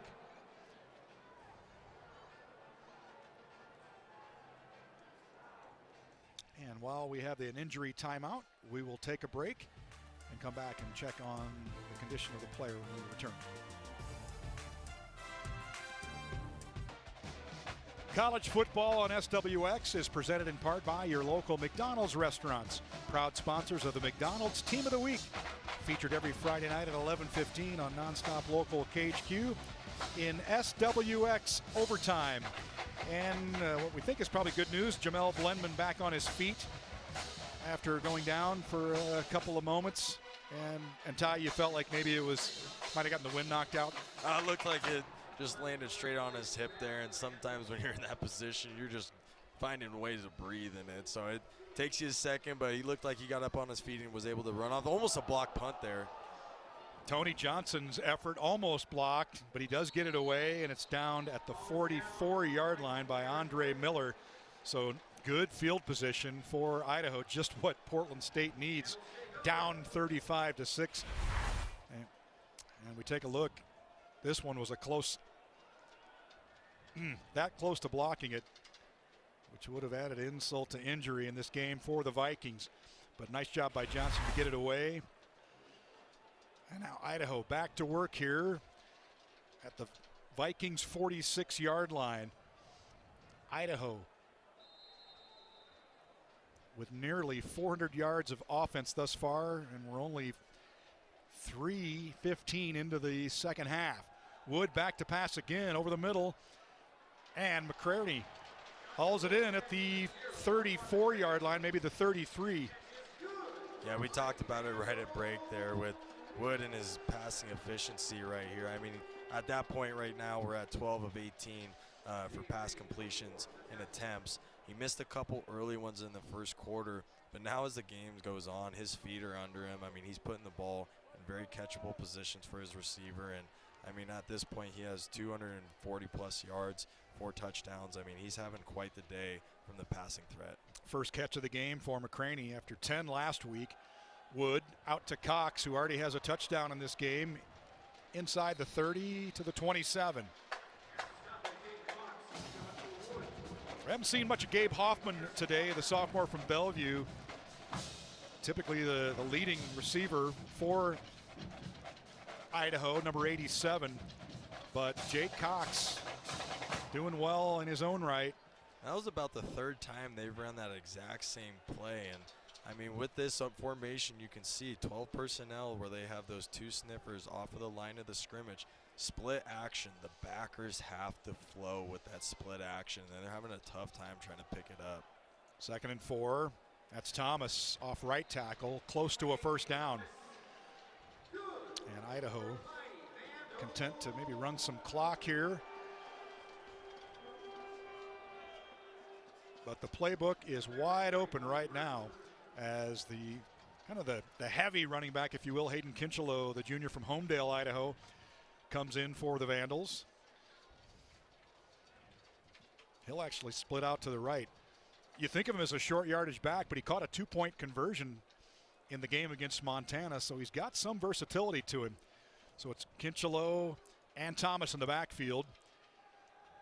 Wood hauls it back, and it was out there in the flat for Kinchelow, but it falls incomplete.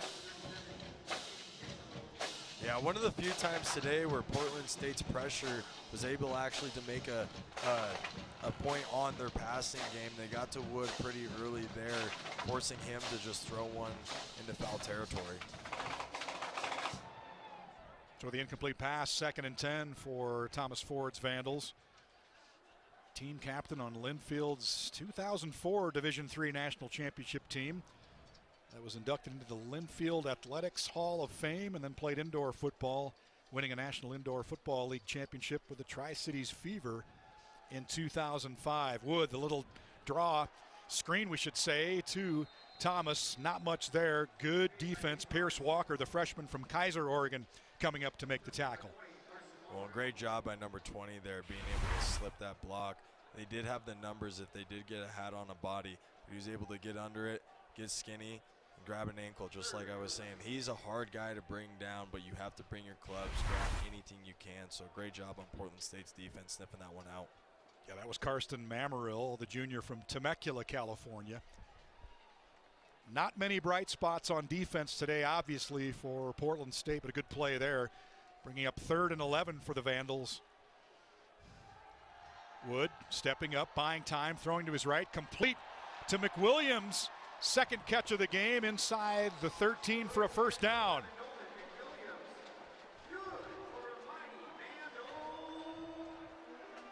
Yeah, for a second there, you thought that maybe Portland State was going to be able to get home with Spencer Elliott off the edge. It looks like his foot just came right out under him. Good job by Wood stepping up in the pocket, finding his dude down the field, and great job of doing a 3rd down conversion there. That was a big part of this drive right now. If they can go capitalize on it. Again, their part, Idaho has struggled in the red zone. Today, they've been doing a great job of taking shots down the field. They've had to settle for 3 points earlier in this season. So let's see if they can punch one in and really get away with this game.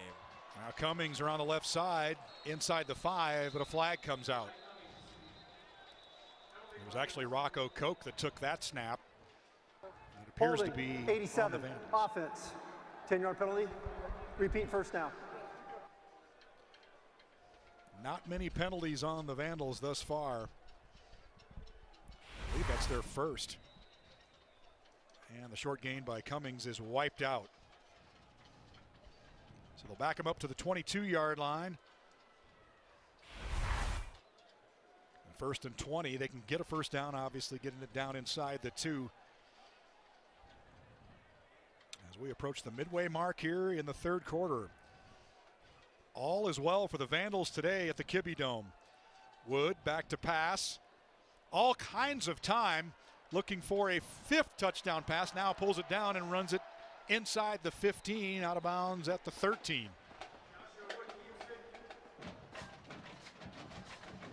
You know, and like I said earlier today, maybe not even enough, but this offensive line for Idaho is really just their bread and butter of who they are. I mean, they're a tough group.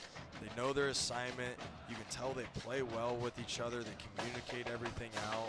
And great job giving, Wood had time to read a book back there. Wood averaging 8 yards per carry. 3 attempts, 30 or 24 yards rushing. 2nd and 11. And now Cummings got an opening around the left side, and he is in for the touchdown. 2nd touchdown of the game for Elisha Cummings. And the route is on at the Kibbie Dome. And when you see on the replay here, you'll see big 71 just absolutely wash down that edge.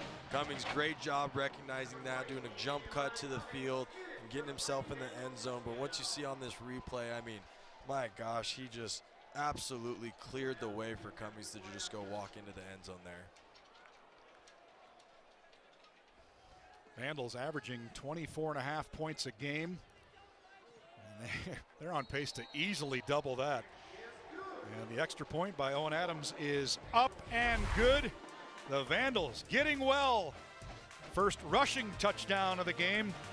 And it's Eli Cummings walking in for the Vandals. 6th touchdown of the afternoon.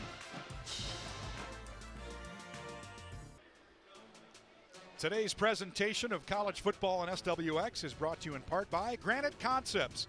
Get your dream kitchen, bathroom, or outdoor barbecue started at GraniteConceptsNW.com. Granite Concepts, beauty set in stone. And by Clearwater River Casino in Lewiston. Play, stay, get away. Well, if you're just joining us, the Vandals on a roll here at the Kibbie Dome. 5 touchdown passes and a touchdown run by Elisha Cummings on the last possession, 42-6 Idaho. And they'll kick it off here. Obviously, the Vikings of Portland State need to get something going. Crew Newman will let that go for a touchback, and Portland State will take over at its own 25-yard line.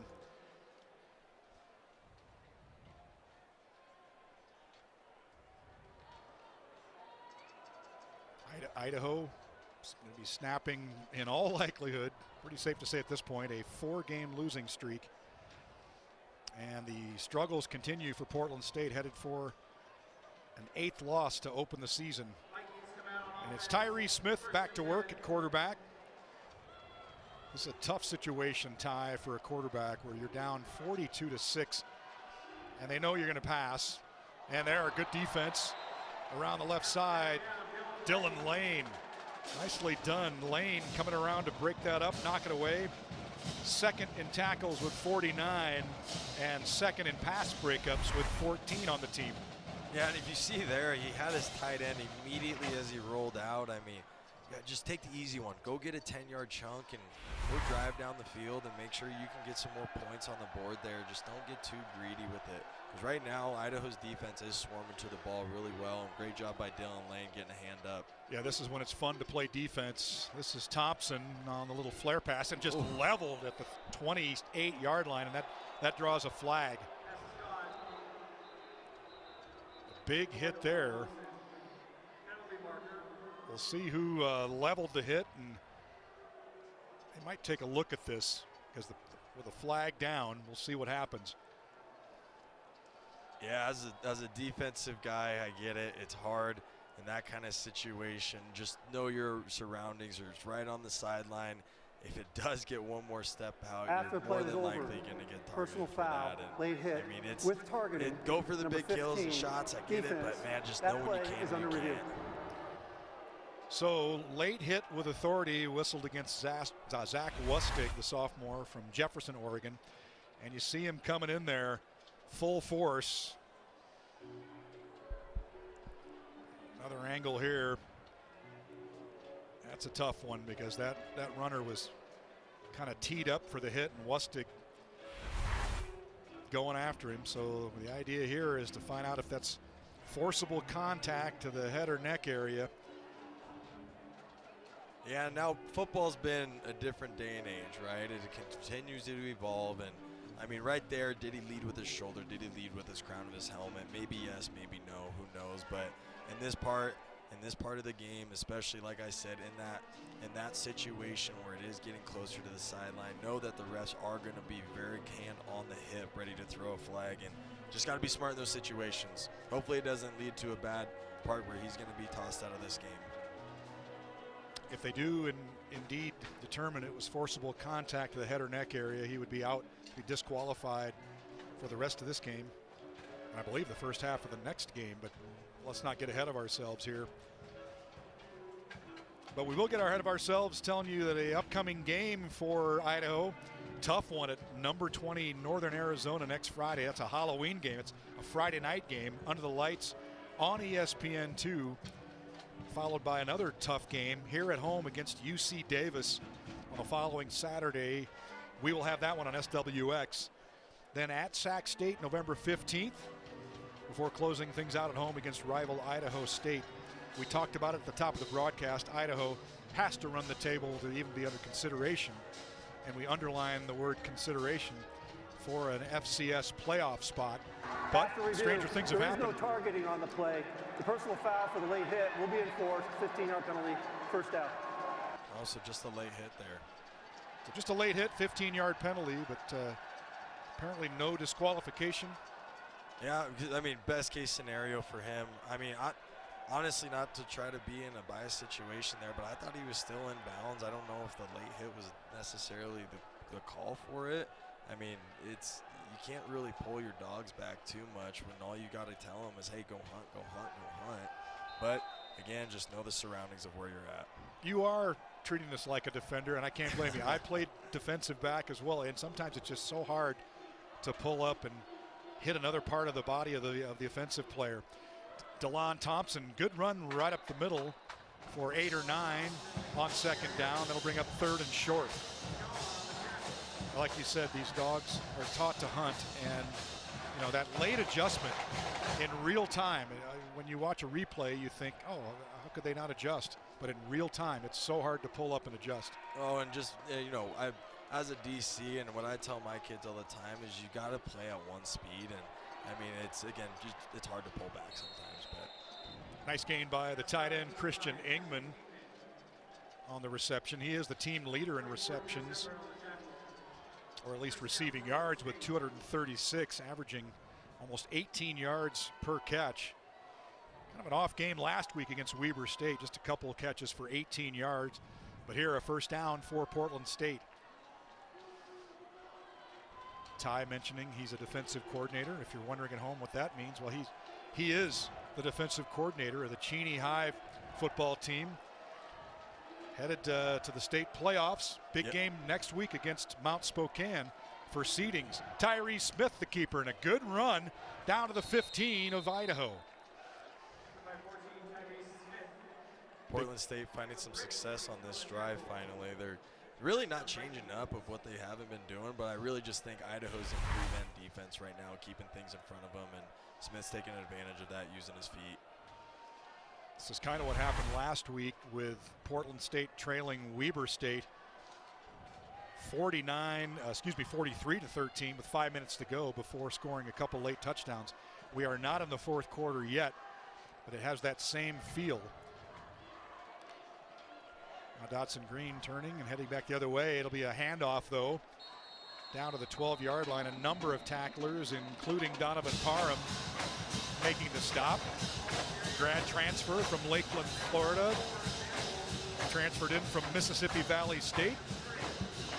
Do you know who Mississippi Valley State's most famous former football player is? No, enlighten me. Probably one of the greatest football players of all time. He's a receiver. San Francisco 49ers, Jerry Rice. Mississippi Valley State.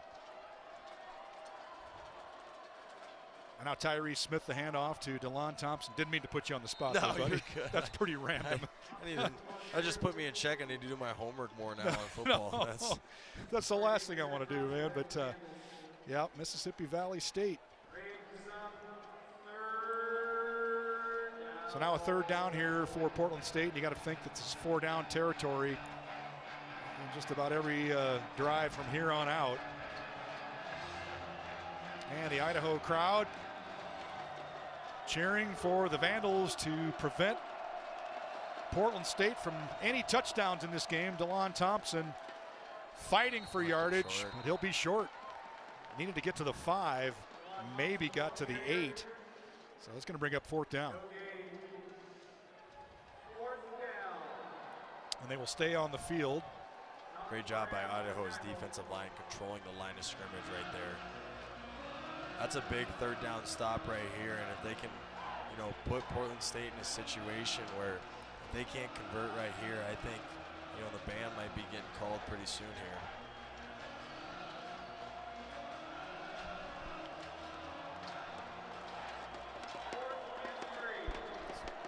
So here we go, 4th and 3. They can get a first down.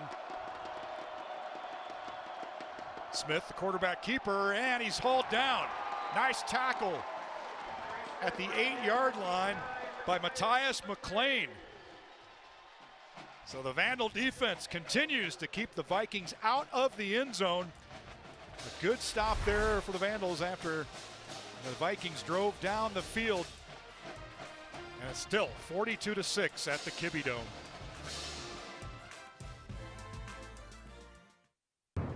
College football on SWX is brought to you in part by Top Dog Plumbing and Drain. Locally owned and operated, our pledge is to bring you unmatched service and expertise for your home or business. Don't settle for a good dog. Go for the top dog. The top dogs today here, the Idaho Vandals, cruising 42-6. Once again, a great play. You see it again by the penetration by Matthias McLean, the Vandals' leader in tackles for losses. Now has 10.5 on the season, had 3.5 last week against Eastern Washington, the most this year by a Vandal defender. And the Vandals back on offense. And it's Eli Cummings, a modest gain around the left side out to the 15. Yeah, talking about Matthias, Coach Ford talked about it in the press conference after the Eastern game. He looked at the guys and he's like, hey, he's him. He's a dog. And he's a small-town Idaho kid, just a redshirt sophomore. And that's another part of what Idaho's really started to do in the last couple years is they keep the kids in state. They want to go get all these Idaho kids. And really, you can find them in Boise, but there's a lot of good players in these small-level high schools in the Idaho parts. And I think as this team continues to grow, they're going to get more kids like Matthias on this team. And that pass by, we should note, the quarterback is new for Idaho. We're seeing Sawyer Teeney in the game, the 5'11" true freshman from Silverton, Oregon. So it appears that Joshua Wood's day is done. Teeney out for the past few weeks with an ankle injury that he suffered in practice. And that really added to the issues last week at Eastern, where the Vandals only had their 3rd, 4th, and 5th quarterbacks on the depth chart available.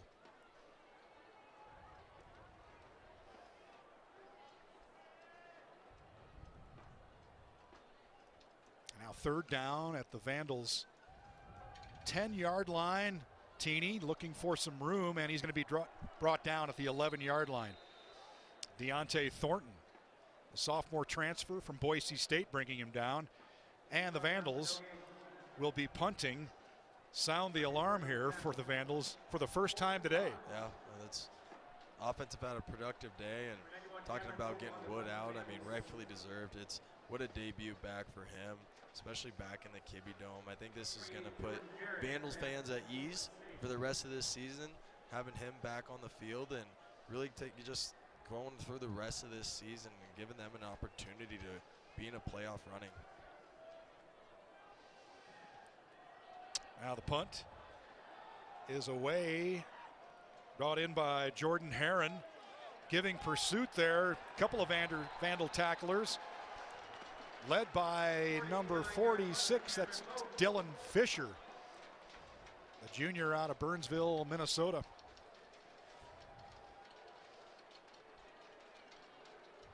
And the Vikings will take over, trying to get some points on the board here. Just 6 points thus far, a couple of field goals.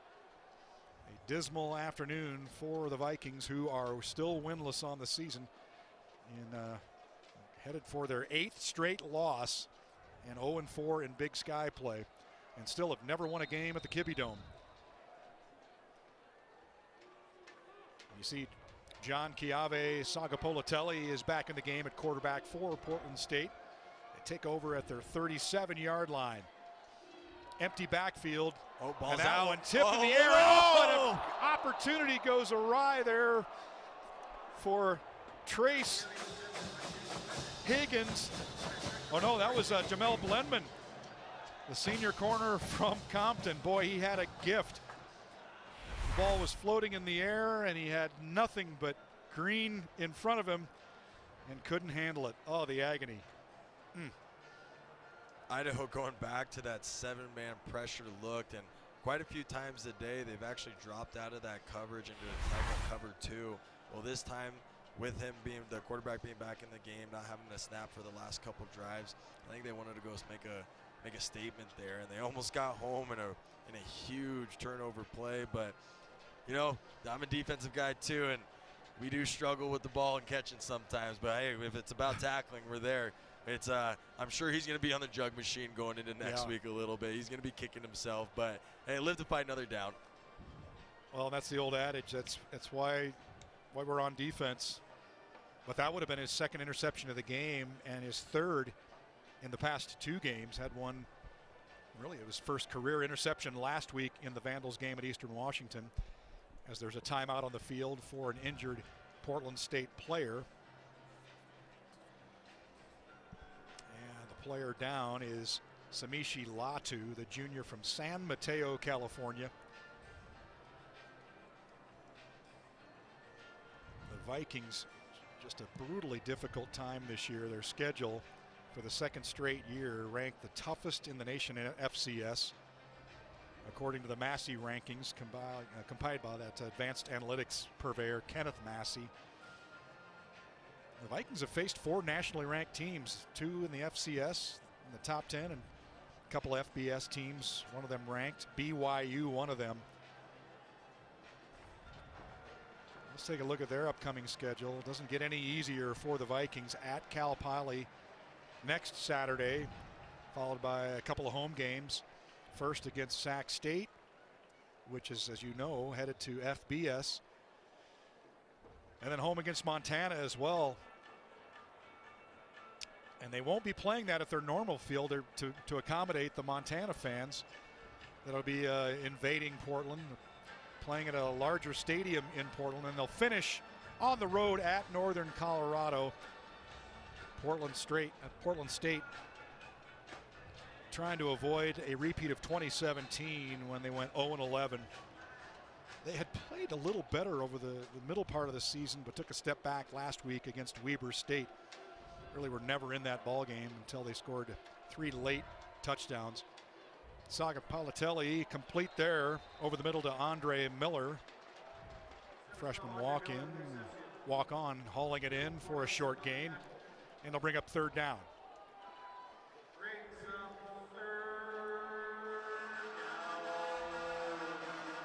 Yeah, after that first down where Idaho showed that 7-man pressure, it'll be interesting to see if they really want to go put some pressure in that pocket and get him on the run. But now he is a threat with his wheels, so he's been doing a good job being able to make some plays happen outside of the pocket here. So let's see. Looks like they are bringing pressure. They get him out, get pressure right in his face, and hauled in at the 46. And that's Chance Miller hauling it in. oh, looks like they called him out of bounds there. So yep. Idaho with a great job forcing another punt going into this end of the 3rd quarter. With just 3 seconds left in the 3rd quarter, and Tony Johnson on to punt it. Good coverage there by the Vandals. Back to receive, Nolan McWilliams. Hauls it in at the 19. He's got some room. Got some room out to the right. Got a block over the 40, over the 45, out to the 48-yard line. Great return by Nolan McWilliams, the freshman from Auburn, Washington. And a great tackle by Portland State's punter there. Really a touchdown-saving tackle. Might get the Vandals for a little taunting after the play there.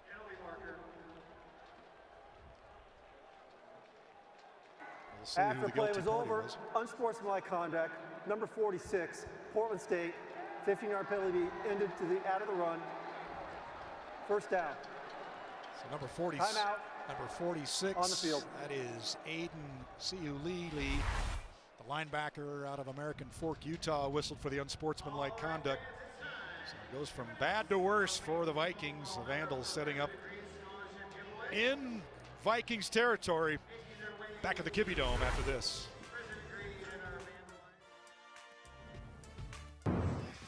College football on SWX is sponsored in part by Dr. C Family Dentistry.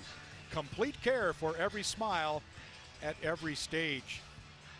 And speaking of every smile at every stage, that's pretty much been the vibe here today at the Kibbie Dome. Idaho, after falling down 3-0, has not trailed since. 5 touchdown passes from Joshua Wood, 1 rushing touchdown from Elisha Cummings. 42-6 Idaho to start the 4th quarter here. And it's Sawyer Teeney, the backup quarterback for Idaho, as Joshua Wood's day is by all intents and purposes done. Teeney rolling out, now buys time, rolling to the right. He'll keep it around the right end, inside the 30, and run out of bounds at the 23-yard line by Crew Newman. Good game there. You see some of the talent on display for Sawyer Teeney. The backup quarterback on the 2-depth provided to the media for this game was Nick Josevek, who came in and played well for Idaho in the second half of the loss at Eastern last week. But during the week, Coach Thomas Ford saying that Sawyer Teeney, their number 2 quarterback to start the season, would be available, and he's getting some good playing time here in the second half for the Vandals. So first down for Idaho at the 23-yard line, looking to add to this 42-6 lead. Fake it to Thomas, and this time nothing there for Teeny. It'll be a loss. Yeah, good job by Portland State's defensive line being disciplined on that. They go kick down, kick down, kick down. And if you're that end, you got to squeeze that hip, keeping your eyes on the quarterback. Great job being home and making a tackle for loss there. Portland State at the end of 3 had a decided advantage still in the time of possession category with 7 more minutes time of possession. But boy, if there was ever an example of it's not how long you hold the ball, it's what you do when you have with it. You have it. Today was the shining example. Idaho very efficient on offense. Punting just 1 time today, and that kind of an awkward looking flare pass out there. That was number 13.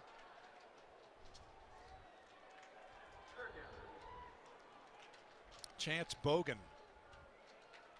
Yeah, just didn't lead him quite enough there. Caught him on the back of his shoulder, making him flip his hips back around and unfortunately making him lose his feet. So 3rd and long here. Let's see if we can see Sawyer Teeny's arm to maybe make a little presence here. 3 receivers out to the right.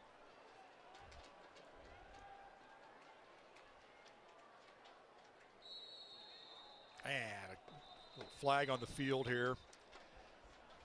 Things are getting a little ragged here in the 4th quarter. False start. 82 offense, 5-yard penalty, still 3rd down. And that's when you're the offensive coordinator. Yes, you're up 42-6, but you'd like to see the focus remain here for these backups, especially at quarterback. Yeah, it looks like they got quite a new faces in, and at the same time too, as a staff and an OC, when you can get your young guys in and develop them in live action like this, not just developing over the time of practice. It's going to be a little difficult getting your guys rolling, especially, legs are probably not as fresh as sitting for the last 3 quarters, but I agree with you. I think at some point it's just continue to drive the ball down here. Biggest thing is just getting out of this game healthy with everybody. So far, so good. We will take a break with 12.5 to play in Moscow. Idaho rolling 42-6.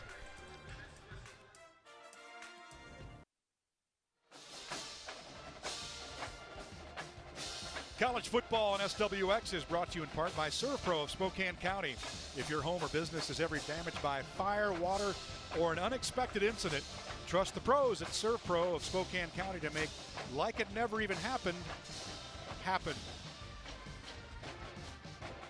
And taking a look at the Portland State sideline, and there you see Robbie Hauk. He's the son of Montana University football coach Bobby Hauk. He's the special teams coordinator for the Portland State Vikings, and a chip off the old block. Of course, Bobby was a special teams guy as he made his way up the ranks, and Robbie has got this unit, the special teams units for Portland State, playing well this year. And speaking of the Hawks, last night, the Montana Grizzlies with a win at Sac State to go to 8-0 for the 4th time under Bobby Hauk.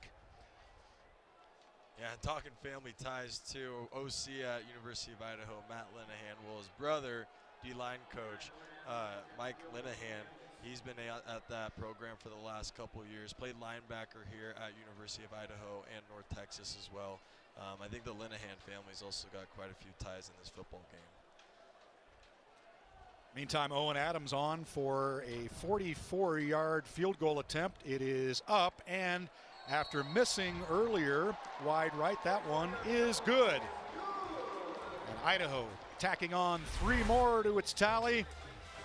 The Vandals rolling at the Kibbie Dome, 45-6 with 11:38 to go, 4th quarter.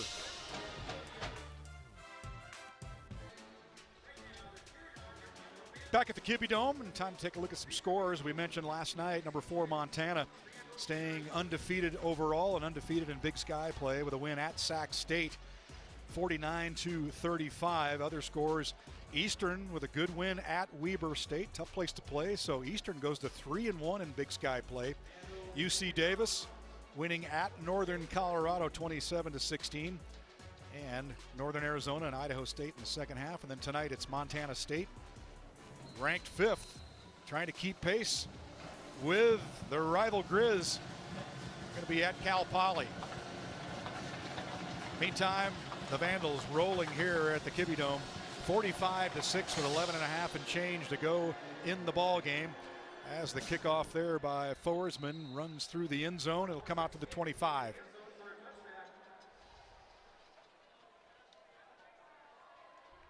Ty, we talked about next week's game for the Vandals at Northern Arizona, a Halloween night game on ESPN2. That's going to be a tough one, but you know what?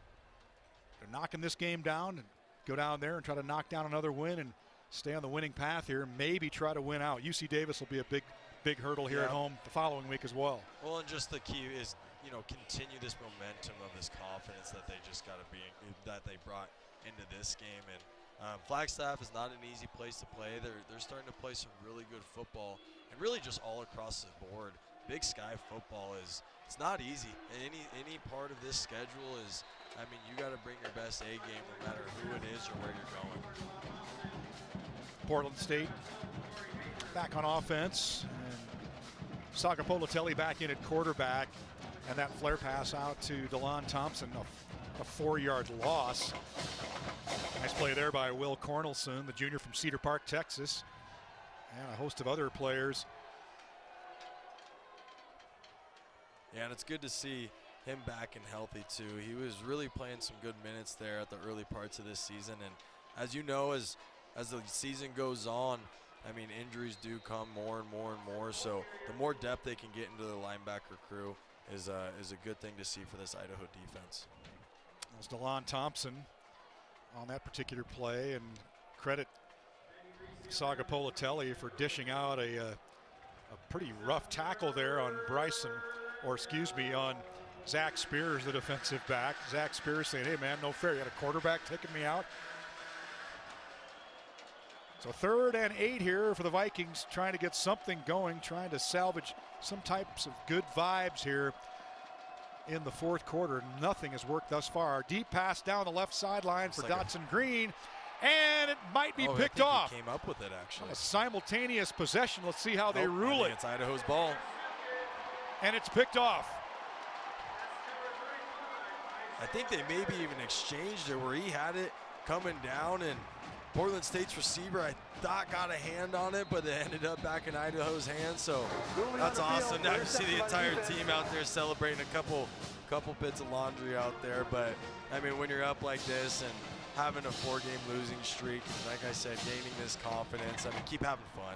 I mean, this is the confidence that you want to continue to roll into the next couple weeks. So let's sort this out. Isaiah Bivens with the interception, the freshman from Monterey, California, but a flag. Unsportsmanlike conduct. Idaho team. Penalty enforced, half the distance to the goal. First down. Yeah, they couldn't pick out one person because the entire team, I think, rushed on the field. So a 15-yarder on the entire Vandal squad. You know, and that's a little bit, I'm sure that Thomas Ford not thrilled about it, but at the same time, you certainly don't want to, pardon the phrase, curb the enthusiasm of a team that has lost 4 in a row and is really feeling a lot better about itself today. But a great job there by Bivens to hand fight for that with Dotson Green, and he comes away with it. So the Vandals will take over at their own 19 for the first interception for Bivens. Now this is, I believe, Rocco Koch back in. Yep. So Koch, you know, we call him a gadget quarterback, but he had a touchdown pass in the first half on a 3rd and short. One of the more entertaining plays of the game. Vandals had 3rd and short in Portland State territory.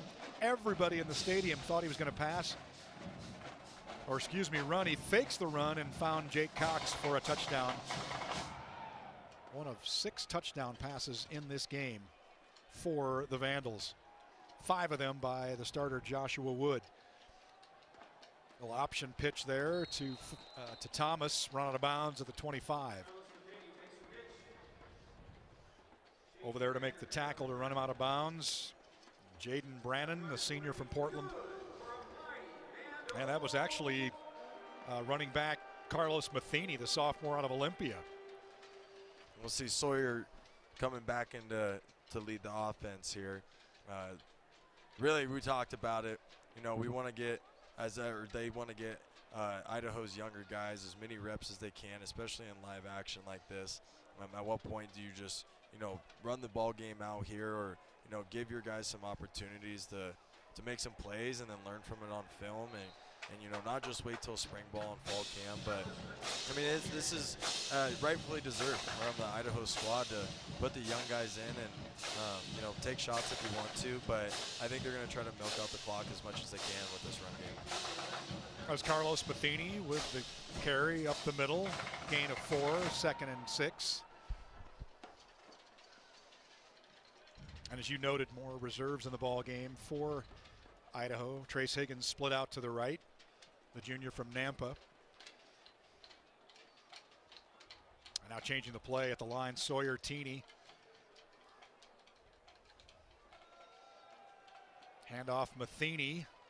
Teeney to Matheny's got a ring to it. Gain out to the 33-yard line. But a penalty marker is down.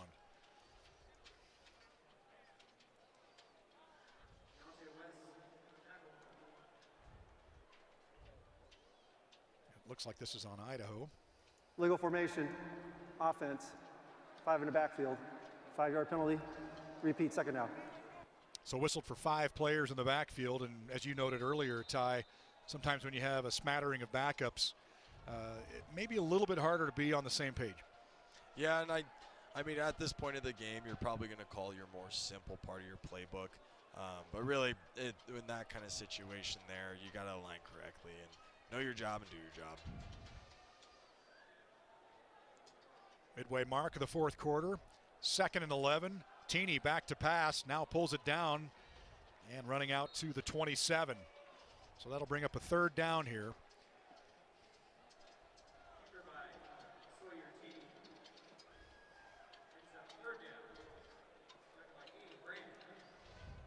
Vandals had been ranked in the top 25 for a school record tying 42 weeks, equaling the record set by the Vandals back in the early to mid 90s.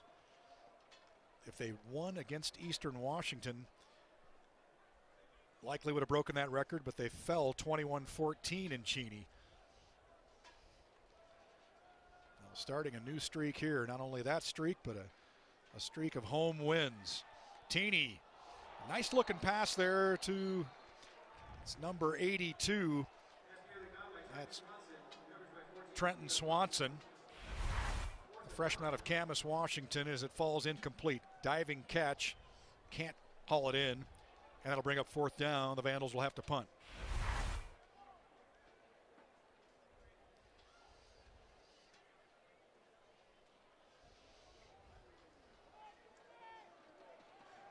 They got a man uncovered out to the field right here. I'm sure they're going to just punt it away, but yeah, if it weren't 45-6, I'm sure that the perhaps would have been taking note of it. Good punt there, and coming back with it, number 26 tackled there. Nicely done. Jerome Roberts on the return. 50-yard punt for Cameron Pope. It is all Idaho at the Kibbie Dome. 6.5 to play. 45-6 Vandals.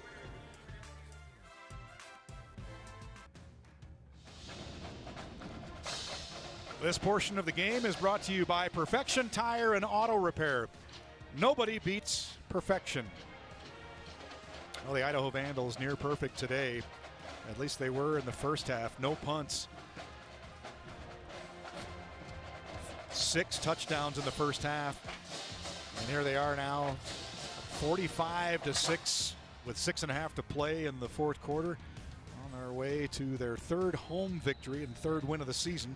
They'll be improving to 3-5 on the season. And Portland State headed for its 8th straight loss to start the season, but a good run here to start the drive. That's number 4. We're headed deep into the rosters for these two teams. Micah Avery there. Micah Avery, the freshman running back from Antioch, California. Some of these reserves getting some good playing time here in the latter stages of a blowout here in Moscow at the Kibbie Dome. Smith going to keep it around the right side into Vandal territory, brought down at the 42. The clock continues to run here.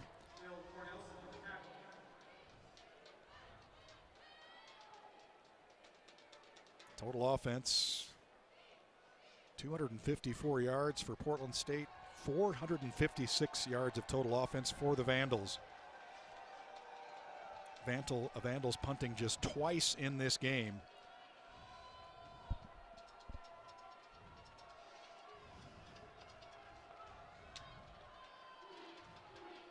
Now on first down, Smith, good looking play over to Ingman, the tight end, crossed the 25 and rolled out at the 22 by Tim Jackson.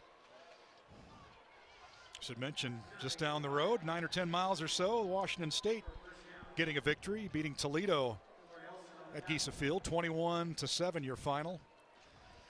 Actually, that was a fourth quarter partial. I don't want to get ahead of myself. Maybe final by now, but this is a day where the Kibbie Dome was a place to be with the rain outside, that's for sure. Yeah. Not like Washington State fans aren't used to tough weather in late October and into November.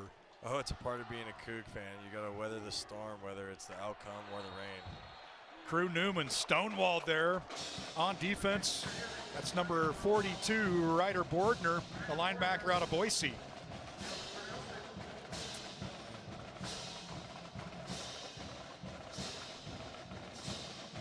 A little update from Pullman, 28-7 in the fourth quarter. With the Cougs with a couple of really tough losses, to say the least. Losing on a late safety at number 4, Mississippi, and then falling at number 18, Virginia. I think that was the game where they had the late safety.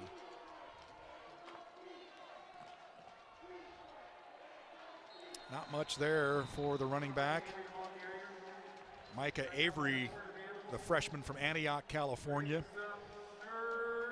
And we're inside 4 minutes to play here.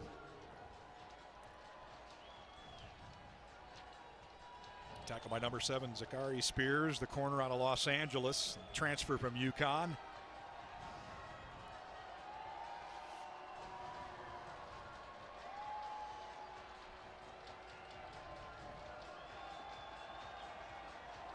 Now 3rd and 10 for the Vikings. Likely, obviously, go for it on 4th down. Smith, here comes the blitz to the end zone, and truncating that route was Chance Miller, the senior from Canby, Oregon. Smith and Miller on a different page, and it's 4th down. Yeah, and Idaho has shown that look a couple times, and gosh, you put 7 guys straight up on the line there. The pressure gets on you quickly, and unfortunately just a miscommunication by the quarterback and the receiver there. So now on 4th down from the 22-yard line, Smith will change the play. Portland State looking for some type of positive aspect to this game. Look for a touchdown here in the 4th quarter. Smith back to pass. 5 receivers out. Smith is going to be dragged down. Nice hustle play there. And that's number 54, Titus Ringer, the freshman from Wahiawa, Hawaii. And the great afternoon for the Vandals continues. The Vandals will take over with 3 and change here in the 4th quarter. Nobody open for Smith. And solid D there for the freshman. All Vandals all the time here today at the Kibbie Dome. Now it looks like we might have Jack Wagner in at quarterback for the Vandals. Nope, that's actually Rocco Koch.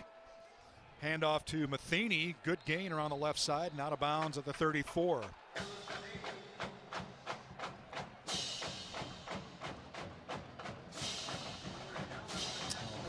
We'll say it's a 31, so it'll be 2nd down and 2. And Idaho just brought back in 2 more offensive linemen. Oh, Marco's actually checking out here. I was going to say, I'm sure they're just going to put the ball in 16 hand and go run it right up the middle, but exchange at quarterback here.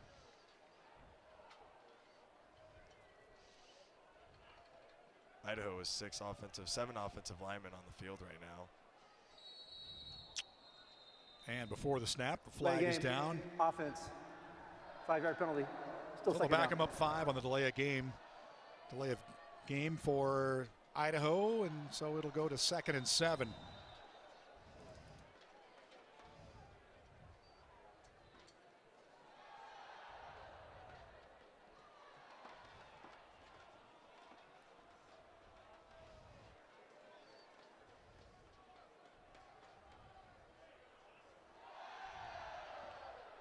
This will be the 16th win against just 2 losses for Idaho against Portland State. And Idaho will remain undefeated against Portland State at the Kibbie Dome. And that brings us to the 2-minute timeout. All Vandals here in Moscow at the Kibbie Dome.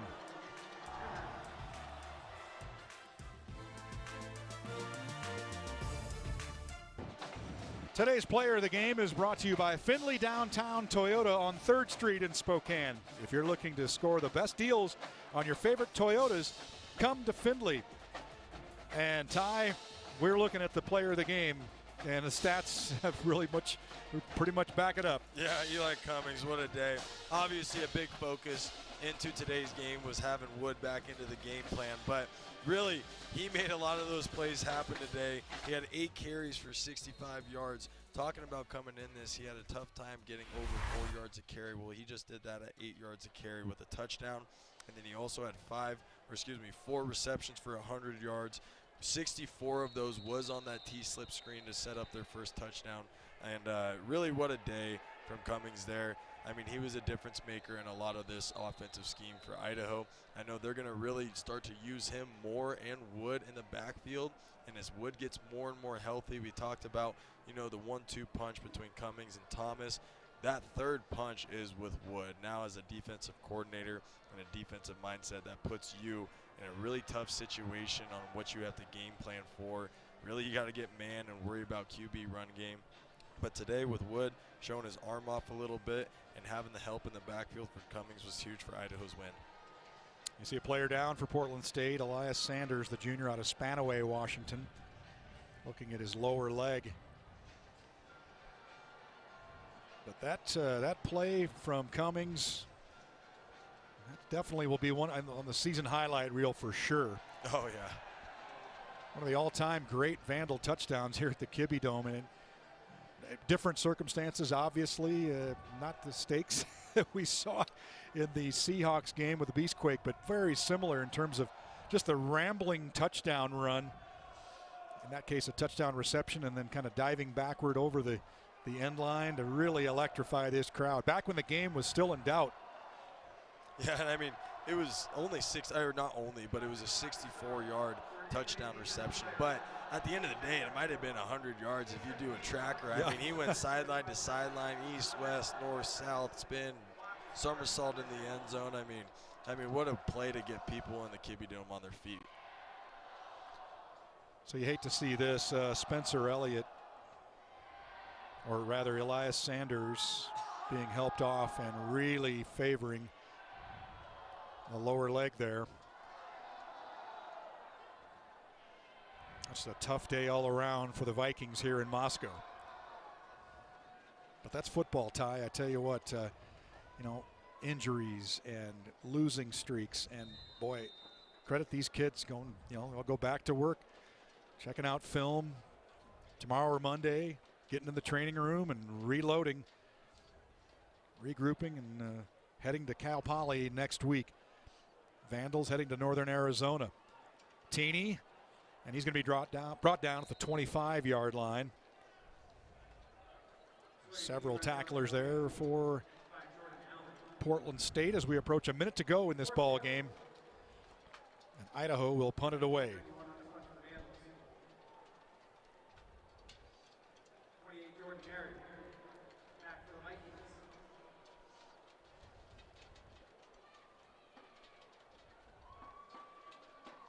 So Cameron Pope will punt it away here from his own 10. Back to receive. Jordan Herron, the freshman from Aurora, Colorado.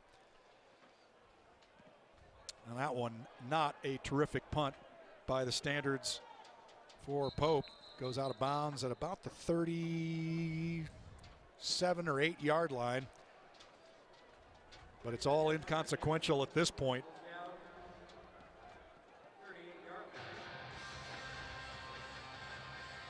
Lots of good times here in the stands today for the Idaho Vandals fans.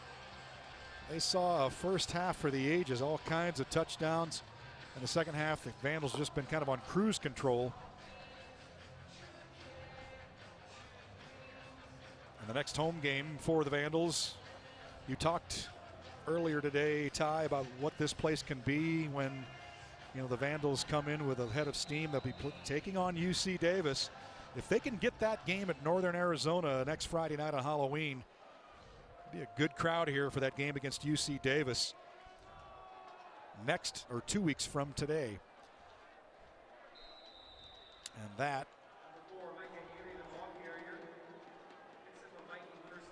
Micah Avery with the run there. Just 25 seconds to play in the ball game.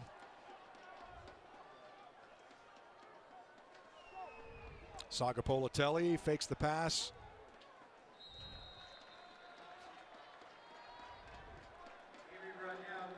And Avery is brought down, and that appears to be it from the Kibbie Dome, and that'll do it.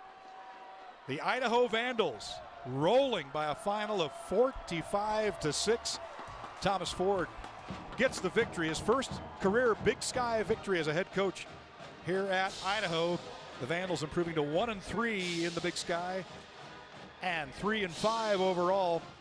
Tough afternoon for Bruce Barnum and the Portland State Vikings. They fall to 0-4 in the Big Sky and 0-8 overall. Ty, any closing thoughts? Honestly, just today, I think as a Vandal fans, what they wanted to see was exactly this. They knew they, needed to get their first Big Sky win. Well, they did it in fashion. Really today, for the most part, what we saw is they got to come out healthy as well, going into that Northern Arizona game, gain that confidence, and really go close out the season the way that everyone thought that this season was going to go, and really give them a shot to continue to go make a playoff run and everything plays in their favor. Overall, great to see Wood back in action here. And I think when as more guys get healthy, as they get more threats down the line, they're going to continue to have this style of ball. And we talked about it at the beginning of the game that minus the 4-game losing streak, it didn't matter. You saw this team stick together, thick as thieves, and you can tell that Ford's doing a great job from a leadership standpoint and getting guys that, yes, this is football that we want to go win, but there's a bigger meaning behind this game. It's built a lot of character, and you can really see how close-knit this entire group was today. Well, and a big shout-out, too, Ty, to Joshua Wood, 15 of 22, 259 yards passing, 4 touchdowns. What an afternoon, and you can kind of see how the Vandals look with a healthy Joshua Wood at quarterback. So a happy day for the Vandals on Military Appreciation Day at the Kibbie Dome. A reminder, our next broadcast next Saturday, November 1st. I cannot believe next Saturday is November. It'll be Sac State at Eastern, a 1 o'clock kick. For Ty Graham, our producer Jeff Collier, our director Brody Duke, and our entire SWX crew, I'm Dave Cotton. The Vandals getting well at the Kibbie Dome, rolling by a final of 45-6. The Vandals hoping for another W next week at Northern Arizona. Dave Cotton saying good night from the Kibbie Dome.